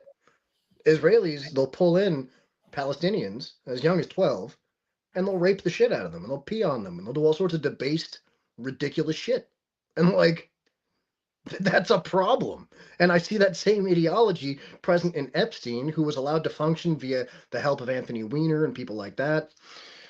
From 2006 was the initial complaint to 2008 and the original conviction, all the way through. I mean, you've got his island populated with every major celebrity, politician, and thought leader. You got him given classrooms in MIT and Harvard despite not having the degrees. Les Wexner gave him an apartment for $1 that was worth millions. This is sheer manipulation and blackmail. And once you find out someone has a particular taste, imagine for a second, put yourself in the shoes of a drug dealer. I've given you enough taste that now I know you're not going to leave. You're going to come back. So now I might as well start asking for more than money. And that might sound evil to most people. And it is absolutely evil, but it's not something you can't wrap your mind around. The idea that it's a hoax is insulting. The concept that the victims of this are innumerable. And many of them have spontaneously died. I mean, Virginia Godfrey being a prime example. She even released a Dead Man Switch. That got pretty much ignored. I only ever see it as memes. If Trump was involved in physically being there, the only reason the left wouldn't have released it is because they would have had to release more. And the reality of it turned on, Joaquin Jeffries, something like that? Jack Cream Jeffries, sucking a bag of 30 coins of silver right out of Epstein's ball bag. Like it's gonna keep blowing back on the left, because who was that woman? Some negress. She was sitting in a deposition. Sorry. She was sitting in a deposition texting this child rapist so that she could have better ammo to use to try to defame Trump. I mean, like, if pedophiles control that deliberately the apparatus of this country, if the controls are plankton inside your SpongeBob brain, but the guy at the wheel knows what 12-year-old pussy tastes like, then what the fuck? Like, how is that not an immediate call to action to everybody? I mean, what if it was your kid? Yeah, wasn't it Sam Hyde who made the joke that was like, "Oh, you know, we're about the good pedophiles." You know, I forget, his bit's obviously much better not delivered by me. I mean, if your point in paying attention politically is that you want the betterment of your society, and your immediate impulse, your immediate response when you hear that there's a bunch of politicians trafficking children and covering it up, and academics and media personalities covering up the trafficking and assault of kids because they're all in it together. How if your immediate impulse isn't to stomp on that, like you found a rat trapped in a glue trap and you want to just crunch it down and get rid of it, I don't think you and I are comparable. I don't think you understand where I'm coming from, because it's evil. And evil itself you don't barter with it. You don't make peace with evil. You fucking destroy it. And if that means scars on your skull and more time in prison, you do it. You just do it. You do the right thing. Not to bloviate, but I didn't have to do 3.5 years. Didn't have to. I could have just named names. And all this is would you rather name the names or be associated with them? And they all said, you know what? To name the names disrupts too many of my friends' lives. So they might have fucked a couple kids, but they're good people. What the fuck did you just say? Mm-hmm. All right, I'm going to take this opportunity before we reach too much longer. We have about 1,300 of you with us, which is terrific. Oh my goodness! If there was 1,300 people at my house, I couldn't host you. I would have a panic attack and call the police. But thank you guys for joining. While we have you here, make sure you're following us over at Warboy Studios. Make sure you're following Tim Talk6 on X and Tim Talk6 on Instagram. Make sure you're following Chief Bacher on X. Subscribe to me and him on X at it's Culture as always. And I'm very excited to announce that we do have Chance joining us in just a few moments. So if everyone can go ahead and share this stream, we've got our guests finally ready to come on, and we're gonna do our last couple videos with him here. I need 2 minutes. You need 2 minutes. Can you carry it for 2 minutes? It's just cold down here. I gotta get a jacket. You're good. Go get a jacket. All right, so it's just me for 2 here. I'm gonna take him off the screen. We don't need that there. All right, so again, we have Chance joining us in just a couple minutes. His handle on Instagram, I'm not sure if he's on X. I should have asked that before we had him on, but his handle on Instagram is CHANNSEE_. He is the host of Paint the Town Red podcast. It looks like he has his links available on his Instagram. Again, that's CHANNSEE_ on Instagram. You guys can go follow him here. He'll be joining us very shortly. Again, make sure you're following all of the War Boys. Make sure you're following me on X, on YouTube, on Instagram, and on TikTok, as well as Rumble. Make sure that you set an alarm for Mondays at 2:30 and Saturdays at 2:30, as well as next week officially, this time for real, we'll be starting the book club for the morning book club. And our first book, as you guys probably all remember, is The Essential Mind Kampf, available on dissidentminds.com. I do think on one of my posts where I was talking about doing the book club, somebody posted another link that I think might be a little bit more affordable. Either way, I would love to send support to Dissonant Minds. They're a great company. They're great people. And I just it's the book that I bought. So that's why I plugged that one. I still got no connection to them. But while we're waiting for Tim to return, warmed up, and Chance to join us, again, make sure you're following. Make sure you have all the reminders set. And thank you so much for being here. This is it's a lot of fun for me. And I hope it's as fun for you. It's been a day, guys. It really has been. Oh no. Okay, wait, hold on 1 second, guys. I actually think my dog is outside. Give me 1 second. I'm just gonna put the standby screen for just a second. Let me make sure I didn't.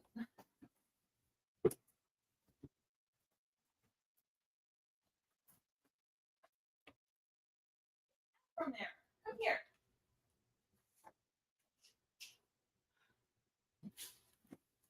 Okay.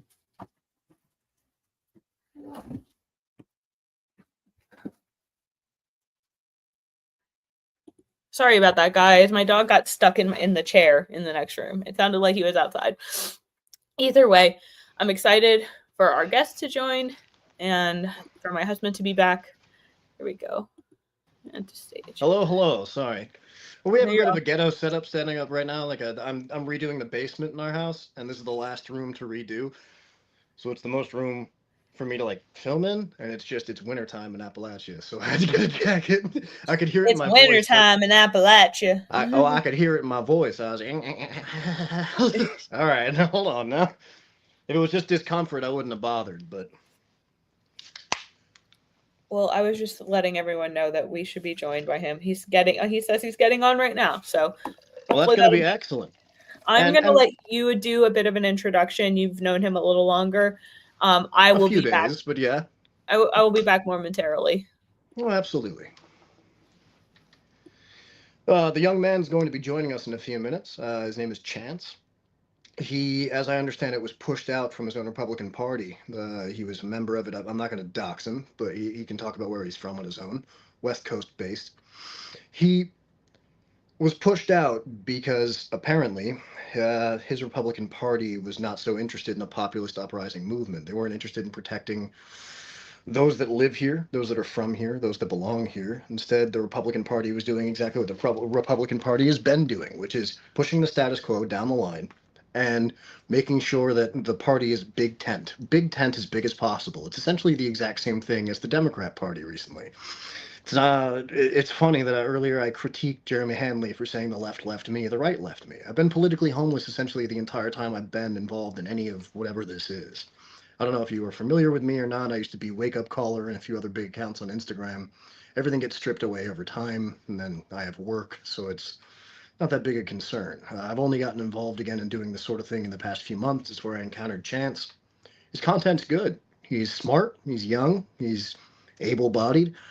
He's got some really fascinating lineage in his family line. I'll let him choose whether or not we can divulge that, but the fact that my ancestor, being John Singleton Mosby, is connecting with him and who his ancestor was, that's some interesting stuff. I think we need to get a third or a fourth in there and make the new Sons of the Revolution party, but it's just my concept, an idea. It's like AFNP.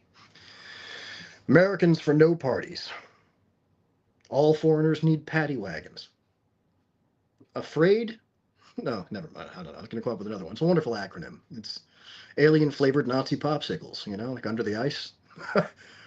Admiral Byrd, all that. But to keep things serious, and I'm sure he's going to have a lot to contribute to this conversation because he pays attention politically, Marjorie Taylor Greene deciding that she has to leave the party. Oh, look, my brown dog. Hey, Max. Want to come up? Oh. Marjorie Taylor Greene deciding that she has to leave the party. Oh, stop it. Me being an animal abuser and a badass won't work if you're licking me. Marjorie Taylor Greene deciding to leave the Republican Party right now, stepping down from her candidacy, or stepping down from her elected position. It's fascinating to look at from a few different angles, because as I said, I think that, oh, would you look at that? The man is here. Hello. How's it going, guys? Sorry. The woman had to step away for a minute, but I'm here. Hello. It's wonderful to have you on. Welcome to WARPAINT. You wear it well.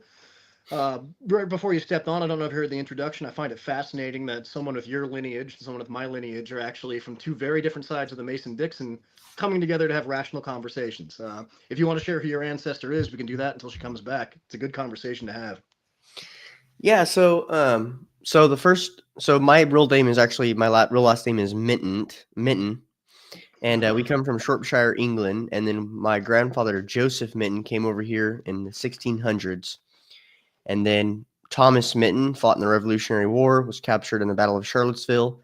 And then his son actually traveled up to New York and lived in the Brooklyn area in New York as one of the natives from England. And he spent his time working in gangs and kicking out Irish people, or trying to. So you want to drop that name? So it wasn't Bill the Butcher. It wasn't actually him. It was connected to him. So it wasn't actually him. Yeah. Still, we have one of the natives here himself. We have "This land is my land. I die a true American. Hello." Next to John Singleton Mosby's descendant. And it's just fascinating that north of the Mason-Dixon and south of the Mason-Dixon has decided that ultimately our differences weren't so severe. We had much bigger fish to fry, and we're instead being Treaty of Ghent style forced to fuck each other over. Yeah. But no, I completely agree with a lot of the motivations that, in a sense, your ancestors had. I mean, being a founder of the nation, you want to resist immigration. And when my father's side of the family was here, I think in the 16s, and beyond that, like I mean, they came before the rest of the settlement boats came, and then they went back to Scotland, and then they came back again. It's goofy to look at from a distance, but the notion that resisting immigration, because obviously immigrants have different loyalties, it makes perfect rational sense.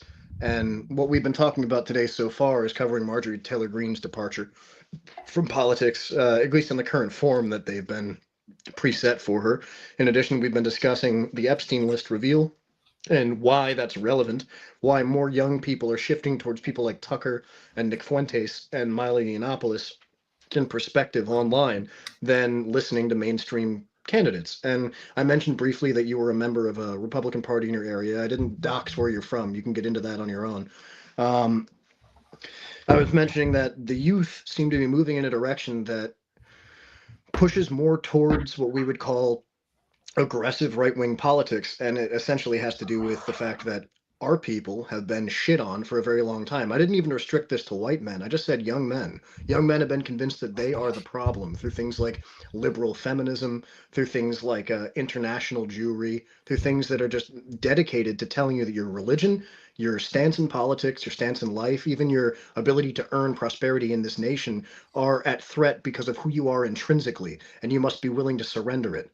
It's detestable for me to hear these concepts, but it's why so many other people, especially people younger than myself, are becoming very aggressively right wing. And it fills my heart with joy at the same time that it's going to break my heart when they realize there's not much you can do as a person being ruled over unless you really want to get involved. And a lot of people don't want to get involved because it scares them and they have other shit to do.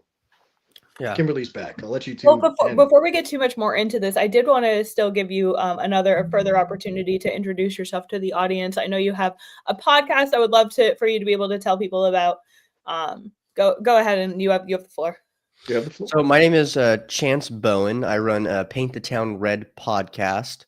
We talk about politics, and I'm a Christian. I classify myself as a Christian nationalist or as a white nationalist. I'm pro-white openly. I worked for the Republican Party for 3 years, where I hid those views, and then it kind of came to a conclusion where they were wanting me to, not talk about the gays and not talk about abortion. And I'm like, wait a minute, now I'm already not talking about being pro-white. I'm already not talking about being Christian, and now you want me to start saying that I'm pro-abortion and that I'm pro-gay marriage? I mean, that just is the Democrats. There's nothing different. Except we're the woke right now. Right. And so I said, no, I said, I'm not going to do it. I'm sorry. I'm actually Christian first, then I'm Republican. And those were kind of my last words in the party. And they're very top down. They think they own the world because they're in political power. That's kind of the people that are in politics. The reason why they get in is because they're power hungry.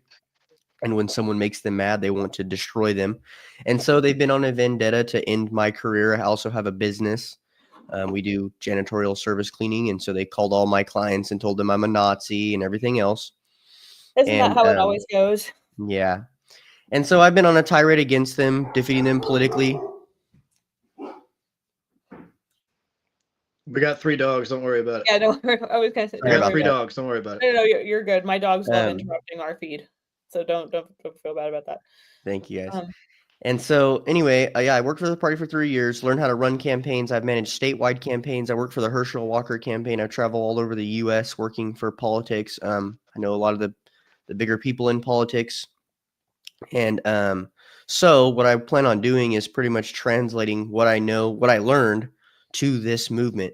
And what I've known that this movement, or that what they're doing with this movement, what they do with multiple movements that are and they do this on the left and the right, that are kind of swelling in the bottom, is they will try to dissipate them.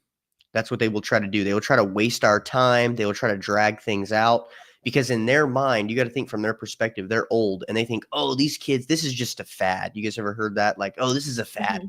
And so they will try to just make it to where our movement has no traction for as long as they can. And then they think it's going to dwindle out. And right. So my main goal is securing our base and making sure we have like a security plan. So that way, even if they try to dwindle us, we're still going to be here and we're going to have positions of power. And what does that mean? That means putting in people in positions of power who are, you could call them groypers or whatever you want to call them, that are kind of hiding their power levels. It means people that are not hiding my levels, like you and I, getting in positions of power in the media, getting more views, things like this, expanding the Overton window. These are all the things that I've been working towards to do that. So. Well, I certainly wouldn't say that it's socially acceptable to be pro-white, but I feel like it is definitely heading in that direction. I know you have your experiences getting expelled from Republican groups for expressing pro-white ideology, but do you see that kind of similar trajectory? Yes, no doubt about it. I kind of have this thing where, like I said, there's differences in groups of people. It's like there's the people that hide their power level, and there's the people that don't. Obviously, all of us here, we're not hiding our power level. It's over for us, right? But everyone kind of says like, "Oh man, this is like worry. Aren't you worried? Like, man, you're going out there, you're saying these things, and that is, is anyone mad at you, or have you lost any of your clients or anything like that?" The answer is yes, I have. I lost my job. I was a top consultant in this area. I've lost a lot of stuff. But I don't care, because what replays in my head every night, all night long, is the video of that kid that I just recently watched, actually, that I did a review on it, where he goes up to the group of black kids and he says, "Well, you kicked me in my back." And then they go, "Have you seen that video?" I haven't. Yeah, and then the group of kids like confront him, and he says, "Well, because I guess they kicked him in the back, some kind of chunkier kid." He goes, "You kicked me in my back," and all these black kids go, "Ha ha ha!" And he turns around and walks off, and they come up behind him and they smack him in the ear. So he goes, "Ugh!" And he like turns around, and he like starts running after the kid that smacked him, one of the little kids, and a big old like 16-year-old comes over the top of and side busts him, boom, hits him with a right hand right in the top of the head, and he just goes to the ground. And he's like, "Ah!" And he's like going this, and they're just all beating the crap out of him on the ground. And he like stands up and he's got blood just gushing from his face. Then the white parents go online and say that they're the ones who are sorry. And they bought the black family, the kid that side busted him, a bike. And the black father is caught on tape saying, "Well, we can't let the whites win," or something like that. "We can't let them win." Yep. That replays in my head over and over all night long on repeat, and I can't get it out of my head. And so I don't feel bad one bit. I feel like we're not going far enough. I feel like everybody's a bunch of, pretty much, for lack of a better term, they're a bunch of pussies that are not doing it. And I don't care how smart you think you are. You're so intelligent that our birth rate is now crumbling and our race is going extinct. You're geniuses. You're way smarter than all these dumb Nazis that are online exposing themselves. Wow, you're so smart. But guess what? You're going extinct. So actually, you're very dumb. You're so smart that you're dumb. And I just disagree with that. I disavow it entirely. Well, we were discussing it earlier. It's just like so ironic that we're the ones getting the woke right, but they're the side that's still calling us Nazis. You're the side that's, you're the Nazi. Okay, people are just going to start wearing that. People are just going to say whatever to it. And the same way they are when they're saying, with being white nationalists. Yeah, I'm a white person and I'm proud to be a white person and I'm proud to live in America and I love my land. So I am a nationalist who is white and I am proud to be white. Mm-hmm. And to try to take that and make it dirty and make it about how that's about supremacy and about the oppression of the minorities. And I even see today a video of a black woman talking about how whites invented oppression. And it's just, people believe this garbage. So unless there are people like us who are willing to wear the labels, the no labels, this conversation is never gonna fucking happen. Yeah. 2 quick points on it. One, if you're watching us now, Kimmy said there was about 2,000 live. If you're watching it now, I want you to understand, hiding your power level in order to subvert your way into a position of authority, do it. Do it. If you have to, if you still can, not if you have to, if you still can, hide that sort of thing. That you feel this way, that you think the fact that there's a black caucus and a Jewish caucus and a Korean caucus and white people are told if they were to suggest having a white caucus, how do we protect the suburbs? How do the rural people protect themselves from ghetto inbreds from the city coming out deciding that lynching you is an entertainment thing they'll put on TikTok? If it doesn't bother you a bit that we're not even allowed to look out for ourselves, and that doing so is now, as Kimberly said, considered a dirty word, like if it's considered smeared in dirt, how do you expect to have a good, wholesome existence in this country for your descendants, your grandchildren, your children? If you think it's bad now, just wait. If you don't wake up, if we don't have a switch, if there isn't a turnover, 11% of the planet's population will drop to 7, drop to 4, and then anyone that's left that's even lightly unmelanated will be hunted. We condemn white nationalism, but we support black nationalism. BLM itself used to say that things like delaying gratification was a white trait. Owning a dog makes you a supremacist. Things like planning ahead, financial planning was considered whiteness, and whiteness must be abolished. If you really think about what they're saying, it's retarded. That doesn't make any fucking sense. It only makes sense if you view the world through a racially Marxist lens. And where do you inject that lens? College. And if we're going to be continually funding historically black colleges and continually Well, you funding also liberal got universities, mommy daycare is also a big one. That's why core curriculum has been such a catastrophe. absolutely. If And for you don't, those of you who don't understand what I'm talking about public education. the way that public education has been going, the way the Department of Education has been running it, we have to celebrate everything that makes us goofy. You can't just be normal. Normality. They've associated being normal with being white, but you look at Asian immigrants and they succeed the most because they act white. They keep their culture at home. They work hard outside. They're polite. They pick up litter. Well, that's what they're saying. I understand why people associate supremacy with being white because they associate all these behaviors with being inherently white. When it's just like, like you say, like they're as far as IQ and stuff, Asians are often over achieving in comparison to the standard Caucasian. I do have a comment here. I want to field to our guest. Someone is saying, well, you should actually be proud of being human. I would like to allow you to respond to that because I know how I want to respond, but I want to hear what you guys. It's funny they say that. I actually had a thought because I was listening to a Joe Rogan podcast and it was talking about like how aliens are coming, and you got Aline Pauline going on and being like the Book of Enoch and aliens. They're just using that to distract us. I mean, who knows? There could be aliens, and then we have to be proud of being human, I guess. I mean, we do have a domain over, animals, like the Bible says. But I would say this, like the Bible says that we have domain over all the fish and animals of the world, the beasts of the world. But does that mean that we should go and mistreat a bunch of farm animals in the way that we do today? And then a lot of their wealthy people will say, what, you want everyone to starve?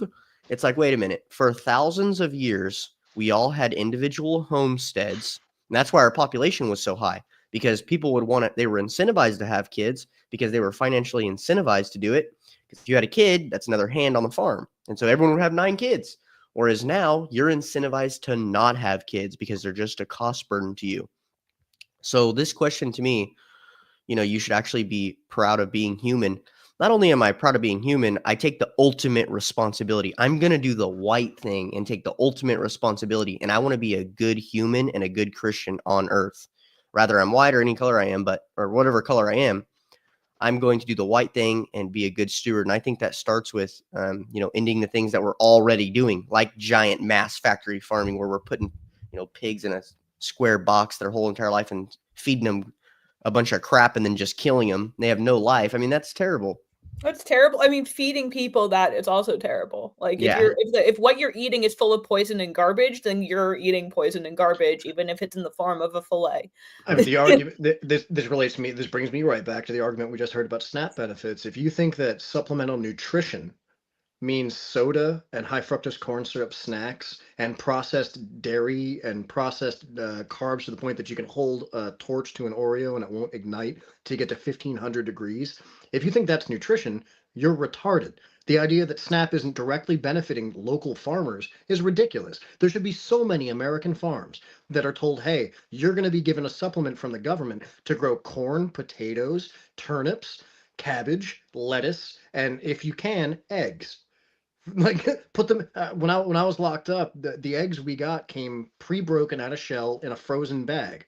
It's also what they give to the military. If you're going to get eggs, it's not just powdered. It's cracked out of the shell, put into a container, vacuum sealed and frozen. Gets to you, you unthaw it, you cook it, it's scrambled eggs. It's the exact same shit. If we can do that for inmates and we can do that for soldiers, why can't people on SNAP get a block of government cheese, but instead of being processed crap like actual government cheese was, where it wouldn't melt, even no matter how long you put fire to it, give them real food? Because I was bringing this up about prison earlier in today's stream. In prison, you're fed things that aren't nutritious, and a lack of nutrition causes the brain to literally shrink. When you get a lack of nutrition to the brain, you become more violent and hysterical. You're already locked in a condition where you're surrounded by people that are the most violent dregs of society. Why would you think that starving these people and giving them ramen noodles is going to make anything better? We've already established that prisons don't actually rehabilitate. Yeah. No, the recidivism rate is like 97% likelihood to go back in. I would like to rein you back to the point Uh-huh. of responding about proud of being a human versus Proud of being a human. Okay. proud of being just white. Proud of being a human. Okay. I'll sum it up this way. Your ancestors fought tooth and nail against wild animals and foreign tribes in Europe, and then in the new America, and then to now, in order to exist. Every single generation that has existed beforehand fought tooth and nail to get you here. The idea of disrespecting that lineage by saying, well, I might as well be replaced by someone from somewhere else. Why do you exist at all? Being a human, being just a mere human being, ignores every aspect and apparatus of genetic lineage at all. Like, the reason that whites develop nice cultures everywhere they are is the same reason that essentially Africans don't. It's because we went through the genetic memory steps of forming the Bronze Age, forming the medieval era, forming the Renaissance. Then we went through the Dark Ages. Then we had Enlightenment. We got to here because it is connected to our culture. Culture develops over time. If you're telling me we can inject a foreign culture and suddenly expect to shift, if we can get people who have no connection whatsoever to what we consider post Magna Carta Western theology, it's ridiculous. It's preposterous. And then we see it in crime statistics. It doesn't work. They come here and they don't know how to behave. It's like well, they also misrepresent the crime statistics in order to inflate white crime when most of the people, I wouldn't say most, that's not fair, but a lot of the crimes that are reported or the data is stored and counted for are like obviously Hispanic or and not white. It's just, I mean, manipulation of statistics aside, you can see it. You know it. You know that you're in more trouble if you're on a bus with a guy that doesn't speak English at all and is looking at you menacingly, because where he comes from, no one would let their children or women around someone from a foreign tribe. But here he is being allowed around you. It causes a confusion in their brain. Like, you have Senegalese in England making TikToks laughing about how, like, hey, look, they put me in a hotel 100 yards from a school. They want me around their kids. That's well, I weird. mean, even Mamdani ran off of the idea of taxing white people more. Like, it's just, it's false and it's wrong to lie and say that it's any other race isn't permitted to have identity politics. Everybody is allowed to rally around being gay or being black or being Hispanic or fill in the blank. It cannot be white, though. And it's a concerted effort to demonize whites as an entire population. It's not just an American effort, that's a globalized effort, because there is an effort to reduce and minimize and potentially eliminate the white race. And if you're a white person and you acknowledge that this is happening, if you have woken up to the degree that you see this plan unfolding and you don't want to stand up and do something about it, there's something wrong. There's something wrong there. There's nothing about wanting to carry on your family's lineage that is inherently wrong for any individual group of people. And I reject the idea that I inherently hate everybody else because I'm pro-white. Yeah, that's the crux of the conversation I've seen up to recently online as well. It's like a lot of these people that are kind of finally waking up and are seeing a lot more pro-white rhetoric. They're going, hey, you can't be Christian and good morally and be pro-white. And then our argument is pretty simple. It's that, no, actually, it's immoral to not be pro-white, because God created white people, God created black people, and if you are of that group, you should try to preserve that, and you should work towards celebrating those differences, not belittling them. Right. Absolutely. So I was actually wondering, do you know much about like the groups like Return to the Land? I know of them. I don't know about them. So I know that they're, you know, they're a pro white organization, and the members have I think they have another community building, but they have an official functioning community in Arkansas. no blacks, no Hispanic, only whites only, and no gays and no Jews. I think is this is the group. So no blacks, no gays, no Jews. Yeah, Normal exactly.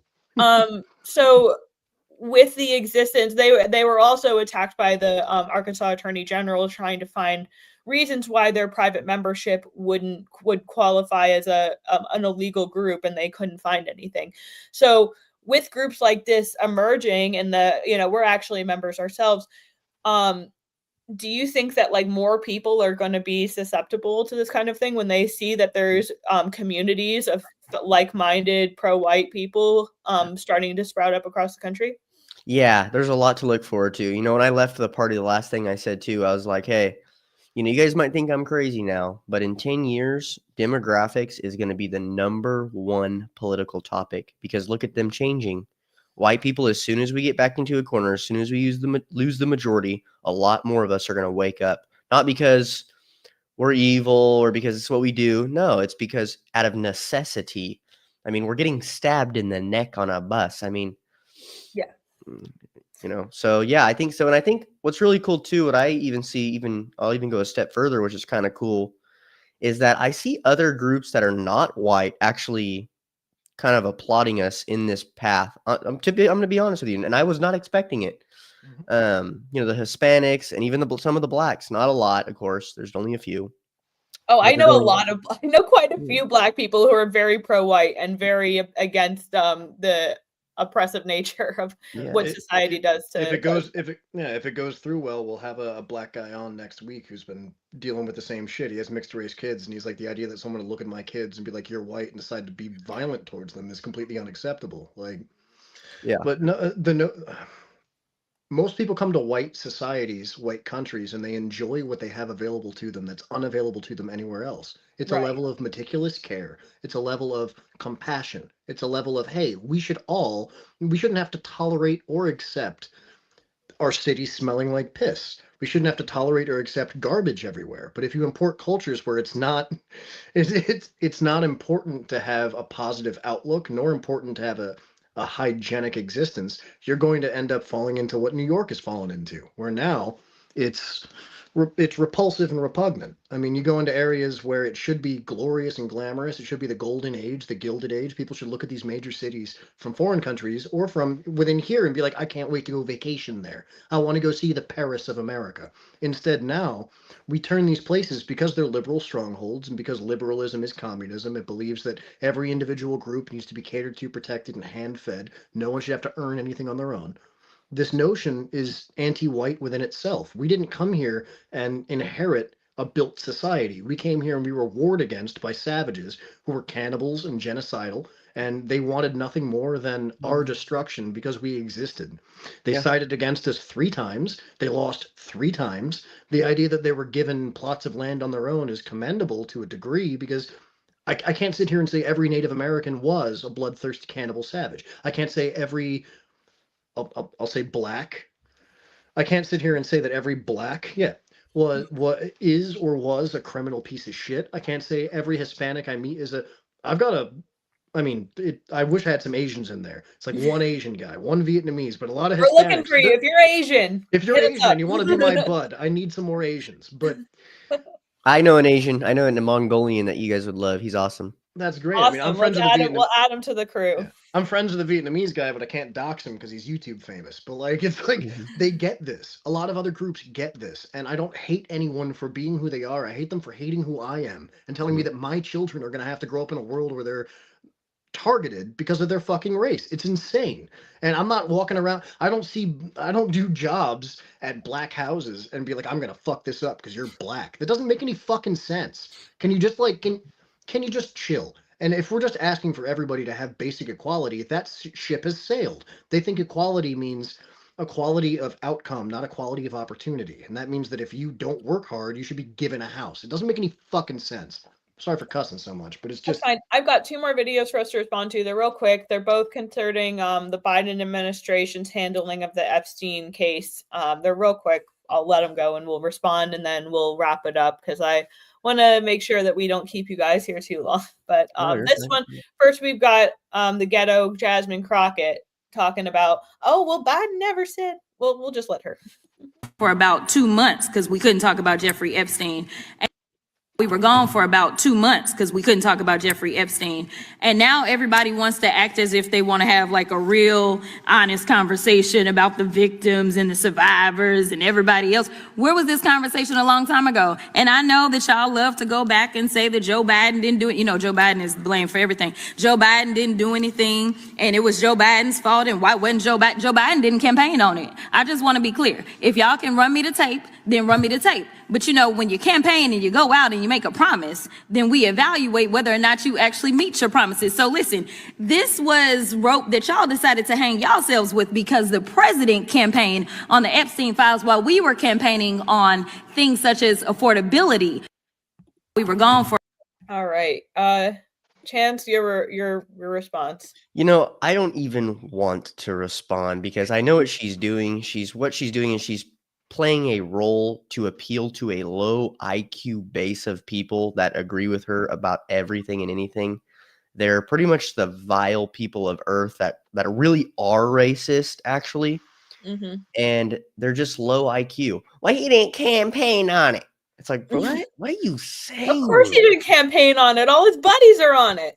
Yeah, it's like, what are you saying? You mean he lied and covered up a giant sex trafficking ring, but since he didn't mention in his campaign statement, he gets a free pass? Yeah, no. Everything's Joe Biden's fault. Everything's Joe Biden's fault. She looked up campaign financing from Republicans just randomly, then goes on the House floor and says, look at all these people that be getting money from Jeffrey Epstein.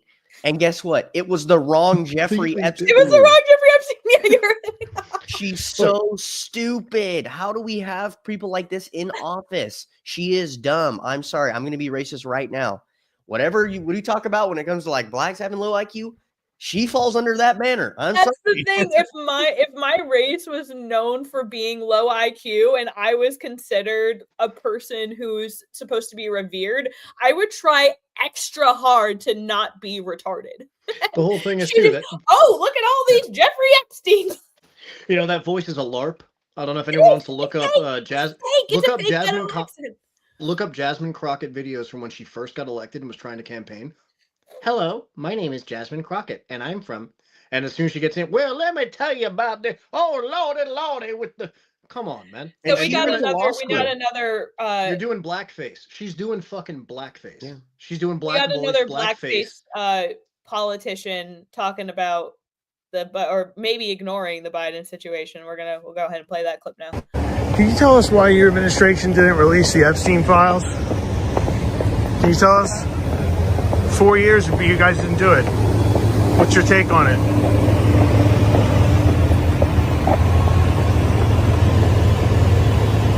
Madam Vice President, can you tell us why your administration? Yeah, no reply, nothing. She wasn't told to. I mean, everyone knows that she was hired in to be the shot of coffee into the glass of milk that was Joe Biden. He's a white Protestant who celebrated the replacement of European white stock in this country. He's on film doing it over and over. In the next few years, that this country's majority won't be white stock, won't be European stock, and that's a good thing. European stock is the term he used because they see us as chattel. They see us as goyim. They see us as replaceable cogs. I apologize for burping. It's bubbly water. It makes you burp. They see us as replaceable cogs, as if there's a magic soil. There is no magic soil. It's the big thing about nationalism everywhere. If you're a nationalist for the UK, you're a nationalist for Sweden, nationalist for Germany, nationalist for Italy or France, there is no magic soil. You can't replace 100,000 of wherever the fuck you're from with people from a third world and just imagine that they're going to suddenly become Dutch. It doesn't work. I mean, you are where you are because your ancestors fought forever to get there. And the idea that, I mean, even in the Bible, I wish I could pull up the exact verses, but it talks about every people to their own place and time, separated deliberately.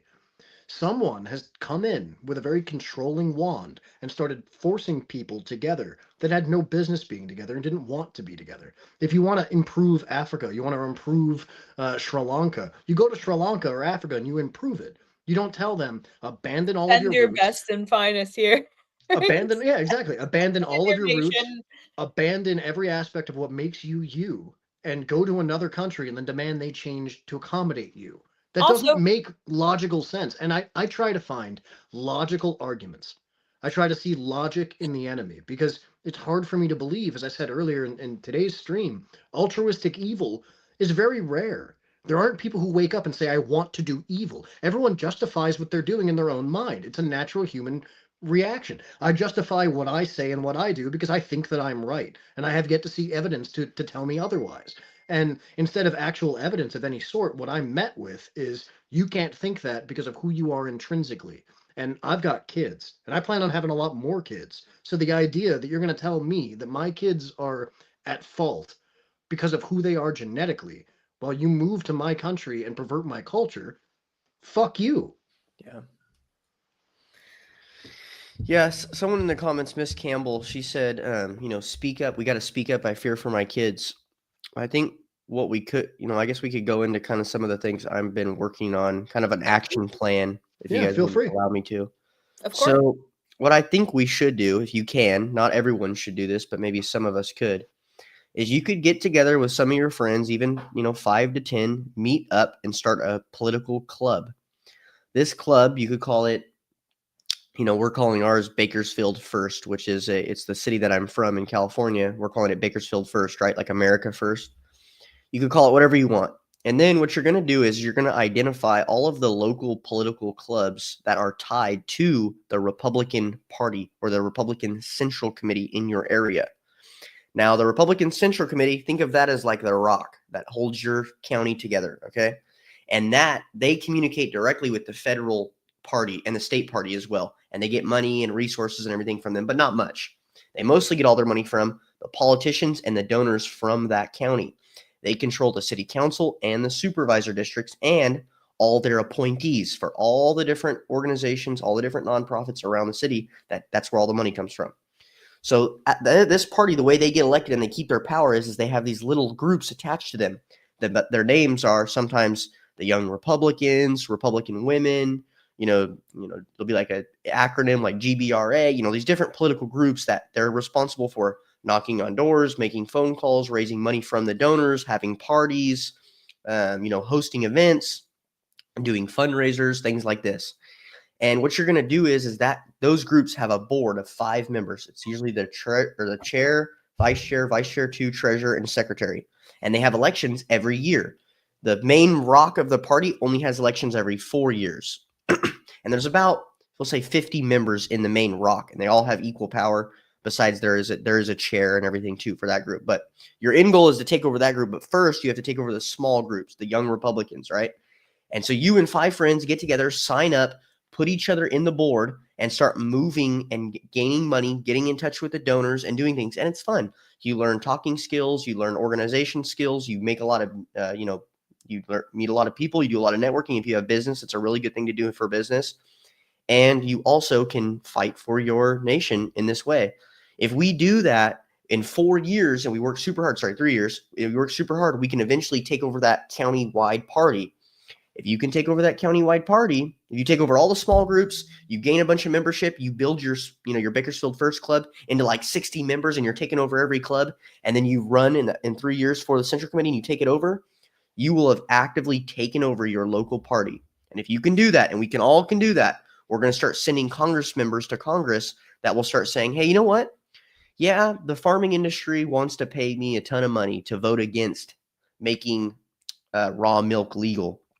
But I know that raw milk is actually good for you, and kids need it, and people need it, and I'll let them be the ones that decide if they want to have it or not. And they are overwhelmingly, on both sides of the party, want it to be legal. So we're going to vote, whether it would go through or not, to make it legal. And they're not going to take the money from the big farming industry. And if you can do that and you can keep your account, because if they don't, then they're going to have problems with their own party at home because you're going to control it. If you can do that, then every single county, it'll be like a trickle effect. Every single county will start voting against something like raw milk. There's way more bigger things to vote. I'm just using that as an example. Mm-hmm. And then we can actually get things passed that are going to benefit our people rather than benefit the pockets of the politicians. Another real quick method, because it's kind of, I know I'm going through a lot really quick. No, please. The main reason why you would do this as well is because the way government works right now, and Elon Musk talked about this with Doge, the politicians hear the problems from us. We complain to them, and the news complains to them. and they go, oh, there's a homeless issue. There's a drug epidemic. How do I fix that? The state goes, hey, here's some money to you. Here's a grant, or here's a lot of money to fix this problem. How you're going to fix that problem is you're going to pay you can either pay governmental organizations, which is expanding the government, and conservatives usually fight against that, which is hard to do, or you can do the option 2, which they love to do. Start a nonprofit, a non-governmental organization, also known as an NGO, which is what you hear Elon Musk talk about, which is just the government expanded, but without naming it the government. And then they'll hire all their cousins, friends, brothers, sisters, uncles, all their buds, and they'll give them $100,000 a year. They'll have no experience in the field, or they'll have some master's degree, but unable to get a job because they got a master's degree in sociology or something. Egyptology. And so they'll get these nonprofit jobs. They give them $100,000 a year. They show up to work maybe 2-3 times a week, and they're complete lazy bums that don't solve the problem whatsoever and have no life experience. And they spend their times at the bars and alcohol and drugs and doing coke with all the politicians. And they give the politicians back the money for their campaign. They'll give them $5,000 that'll max out. And so the more nonprofits and the more money that they get from the state, the politicians can give to the nonprofits, it's a way to secure their next year's election, because they can raise all that money. And there's other ways they take bribes. They take bribes through nonprofits, through buying homes, through hiring artists. If you notice, a lot of city politicians, Democrats will hire like all this artwork getting painted downtown. Well, if you look at the artist that's doing it, they're getting paid $800,000 to do it. And it's always the son of the person giving them the grant in the state capitol. Always. So that's what they do. They're lobbying us. They're lobbying that work so that way they can get more money for their campaign. So what we have to do, what we can do with, and this is legal, by the way, it's not illegal what they're doing. It's just rampant corruption that we allow. What we have to do is we have to siphon the money from the nonprofits and give it to the churches, because churches are good at solving the homeless epidemic. They're already doing it for tithe money, not even the state money, and the homeless issue. And did I already say the homeless issue, drug issue, homeless issue. And then you can also give it to the gyms for the youth issues that we have. And you can also free up clubs like the Young Republicans, who are supposed to take white males like me and white women and actually teach them how to do business, how to get jobs, how to do all these things in their life, and have young men like me that say, hey, this is what I went through. And this is what gives them the power back to the people to actually make us a strong party. And that's what we have to do. Shift the money from the nonprofits to the churches. That's what we'll do. And it's a really good point. Everything you said, and I'm really hoping people that are listening are paying attention, because there's an aversion to getting involved at all. We paint with a broad brush in America. If you're going to say the left is, then the Democrats are, and you just keep painting. You paint your big triangle and an inverted triangle, and you say, fuck them. And then you look at the right, and the same thing happens. People say the Republican Party is worthless because Republican representatives aren't doing what we want them to do. But you're right. It comes from power and influence, and it comes from push, and it comes from messaging. And if they're not getting enough push, you have to unfortunately think of politics and politicians like animals, farm animals. You can lead them up the tree 2 ways. You can make a mule climb a tree by busting off a 30-06 behind it and whip it enough times, it'll climb the tree. It ends up a scared animal in a precarious situation. You have to, you're 100% right. You have to angle it in from low, because this is our country. This is our country. Politicians don't own this. Politicians look at us like farm animals. They look at us like livestock. And you know what? If we stop producing your eggs and milk, if we stop feeding you, you're going to have to address the problem you've created with us. And the only way forward, I think, we let them lose the midterms. I agree with Nick Fuentes about that. That makes logical sense. They are under the impression that if they threaten us with the leftist stick enough times, we're just going to cower back and do... No. Get hit with the stick. Fuck them. I'm going to be perfectly frank. I'm blue collar. I'm in Appalachia. It doesn't affect me who's in the White House.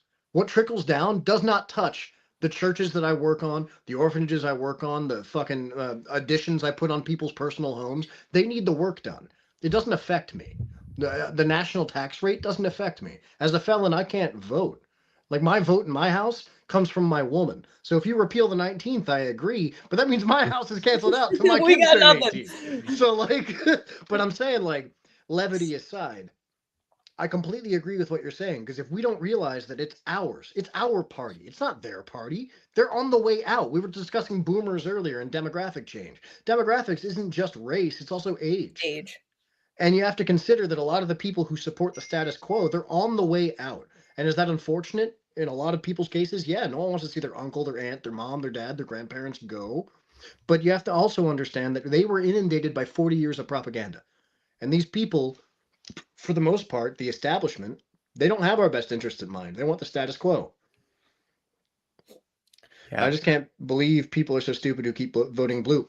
You have to understand, it's about worldview. Everyone who votes liberal and Democrat constantly, they believe that the whole world would be better off if we catered to every individual small group. They think that altruism can come from us just opening our heart to the world. They don't accept nefarious identity. They don't understand what malice is. They don't get it because it's not in them. Just because you're not evil, just because you don't ever get the urge to grab someone by the throat and headbutt them until one of you goes unconscious, doesn't mean someone else doesn't have that urge. And I can see Chance has the same urge sometimes, but we control it because we're white people. I have not committed assault in 8 years, and I don't plan on doing it again because I learned from my lesson. So, like, the idea that most people get confused on is, I don't want to be mean. Yeah, you don't want to be mean, but have you ever raised dogs or raised kids? My daughter would love nothing more than for me to make her M&M pancakes for every meal. I can't do that. It doesn't, it's my responsibility not to behave that way. So for someone else to say it's cruel, cruelty is necessary on occasion. What you consider cruelty could actually be compassion. It's the reason that we installed those liberal nose rings, the septum rings. We can say, up, septum ring detected, opinion disregarded. Like, the reason that piercing exists is to lead a farm animal somewhere it doesn't want to go. That the political system has been using fear of the opposite party to do that for decades. Yep. And if we just say, hey, wait a minute, I can let you rip this thing out of my nose, and then you could never bring me anywhere again. Take a moment of pain for a lifetime of progress. Because if the bull realized it could just rip back, go ow, and then gore the farmer, it's over. So, like, stop being conditioned by pain. Pain is part of life. The struggle and suffering build strength. They build progress. You have to steer into the skid. We've been so conditioned to believe that we are beaten into kowtowing that you understand. You understand. What's interesting too is that our grandparents always tell us, you've probably heard this, everyone's probably heard this. Strong men create good times create weak men create bad times create strong men. And it's like, it's so funny that they say that to us, because it's like, look what's changing right now. They're totally race blind. They're totally driven by what the other party says about them. They're totally individualistic and they're totally materialistic. And that's why we're in the position we're in, because the people that are in positions of power care more about money than they care about raising the youth and investing in the youth. That's why we're in the position we're in. We've been betrayed, and it's so obvious now, and we've woken up, and it's taken 2 or 3 generations. I think millennials are getting a little bit of it, and I think the Gen X's even kind of know it because they've been screwed by the boomers too. But Gen Z is like, okay, that is it. We're not moving another inch. Like, we're not. And we're gonna say the N-word. I'm sorry, but it feels good, but it's also, it's just funny. They call us everything that they are. Yeah, it's literally the introduction of the book The Big Lie. It explains basically, like, when you want to deflect what you're doing, you accuse somebody else of what you're doing, so that they look over there. The Big Lie. The Big Lie. Not a bad one. Not a bad one at all. I could sit here and give you my library next to me, but The Big Lie is a good one. Well, I do want to leave us with some closing words. We'll do Tim and then Chance, because I want you to be able to have the final word, and then please let us know where to follow you and everything after that. But this is where we'll wrap up. So Tim, will have your final words, and then we'll end with Chance. And then I'll kick you guys out and do my thing, but we'll let you guys wrap up first. Well, look, it's always wonderful to have conversations with people. I'm glad you're able to make it. I'm sorry the EST didn't stick well enough in your big fucking head. Eastern Standard Time, but that's fine. No, I love having conversations with other people with differing perspectives. I can be told I'm a knucklehead. I can be told I'm right. I can be told I'm brilliant. I can be told I'm retarded. I know that I'm speaking my truth. To use a cringe phrase, this is my truth, and this is all that matters. But no, really, I'm telling the truth. And I'd love to be met with a counter narrative, but you don't get met with that from the left. So it comes to the right to argue with the right. Because if you're not in the mood to just hear empty ad hominem, you can't argue with people who view your entire worldview as heretical. Heretical to theirs, heretical to your own, heretical to the public good. if you understand that the country is moving in a direction it shouldn't be, you need to do something about it. Because in the same way that, like I just said, whoever's in the White House doesn't affect me, the midterms won't affect me. Ultimately, it will affect our country. And going forward, if we don't apply carrot and stick the same way it's been applied to us, then we're left bereft of anyone to represent us. And in a representative democracy like this, we have no choice but to take action. And there's plenty of people who feel impotent, they feel completely incapable. You are capable.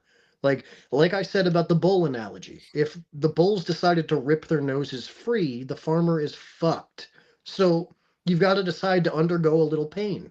You got to choose a little bit of suffering. You got to tighten the belt just a bit and be willing to endure the snow. And in the spring, you get to plant whatever the fuck you want. You get to do what you need to do.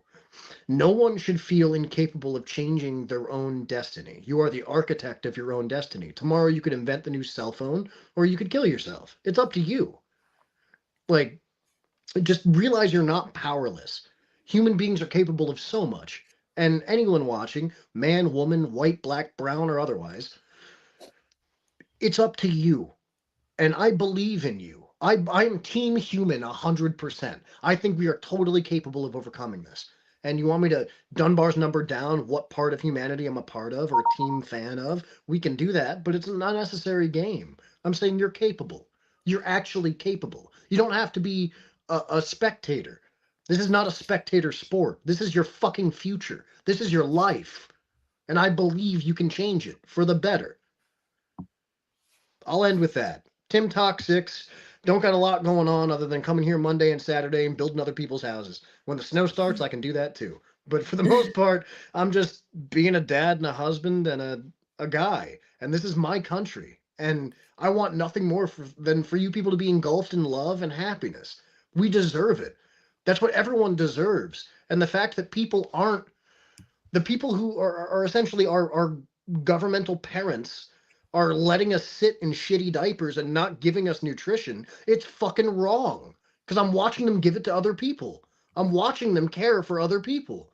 So just, it's not you, it's them. And we can make them change. You just have to not give up, become dedicated, and quit smoking. And that's about it. Chance, it's up to you, buddy. Take it on.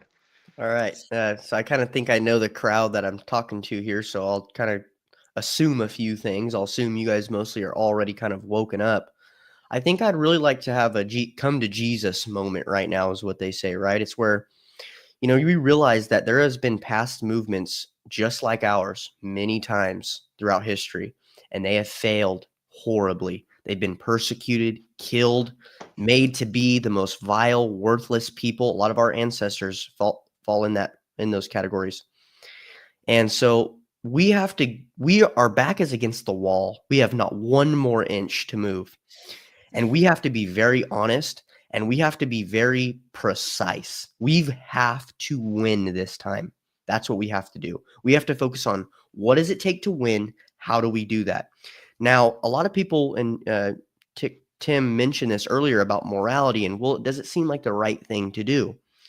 Look at Jesus's life. Every time you focus on, you see Jesus, he always takes the third option every time. When there's a discussion, when there's an argument between two people, you think, oh, God's going to go with the righteous person who you assume is righteous, but he takes a third position and he has empathy for the enemy. And he does this thing that no one ever expected. He turns the other cheek. He does these things that nobody ever expected. Right now, we have a third option. Machiavelli said that morality is wielded as a weapon, okay? And he also said, he said, a prince who always tries to be good will come to ruin among so many who are not good. Meaning, the game we are playing right now, if you want to play this righteous game to the end, you will lose, no doubt. But Jesus knows that. Jesus isn't sitting there going, well, oh, well, you're just going to have to lose and go extinct, white people. Sorry. He's not doing that. I can assure you. There is a third option. The third option is to be good, honest, but also understand where we are in history and where we are in our timeline and go, hey, we want to preserve our people. There is nothing not Christian and not moral about that. It's really important that you know that when you go to sleep at night and you're on your phone and you see a kid, well, you kicked me in my back. And that's replaying in your head over and over again. Wake up the next day with conviction. Pray, eat right, get your money right, and get involved in politics and do the right thing. And that's all. Amen to that. Thank you so much. And tell the people where we can follow you and support your work. So you can follow me on Instagram. Everything else I've gotten kicked off of, unfortunately. But my Instagram is my same name. It's Chancey. My name is actually Chance C. Minton, but I go by Chancey on Instagram, which is CHANNSEE. Yeah, follow me on there. You can follow me on Telegram too, Chance C. Minton, and Paint the Town Red podcast on YouTube. All right. Thank you guys so much.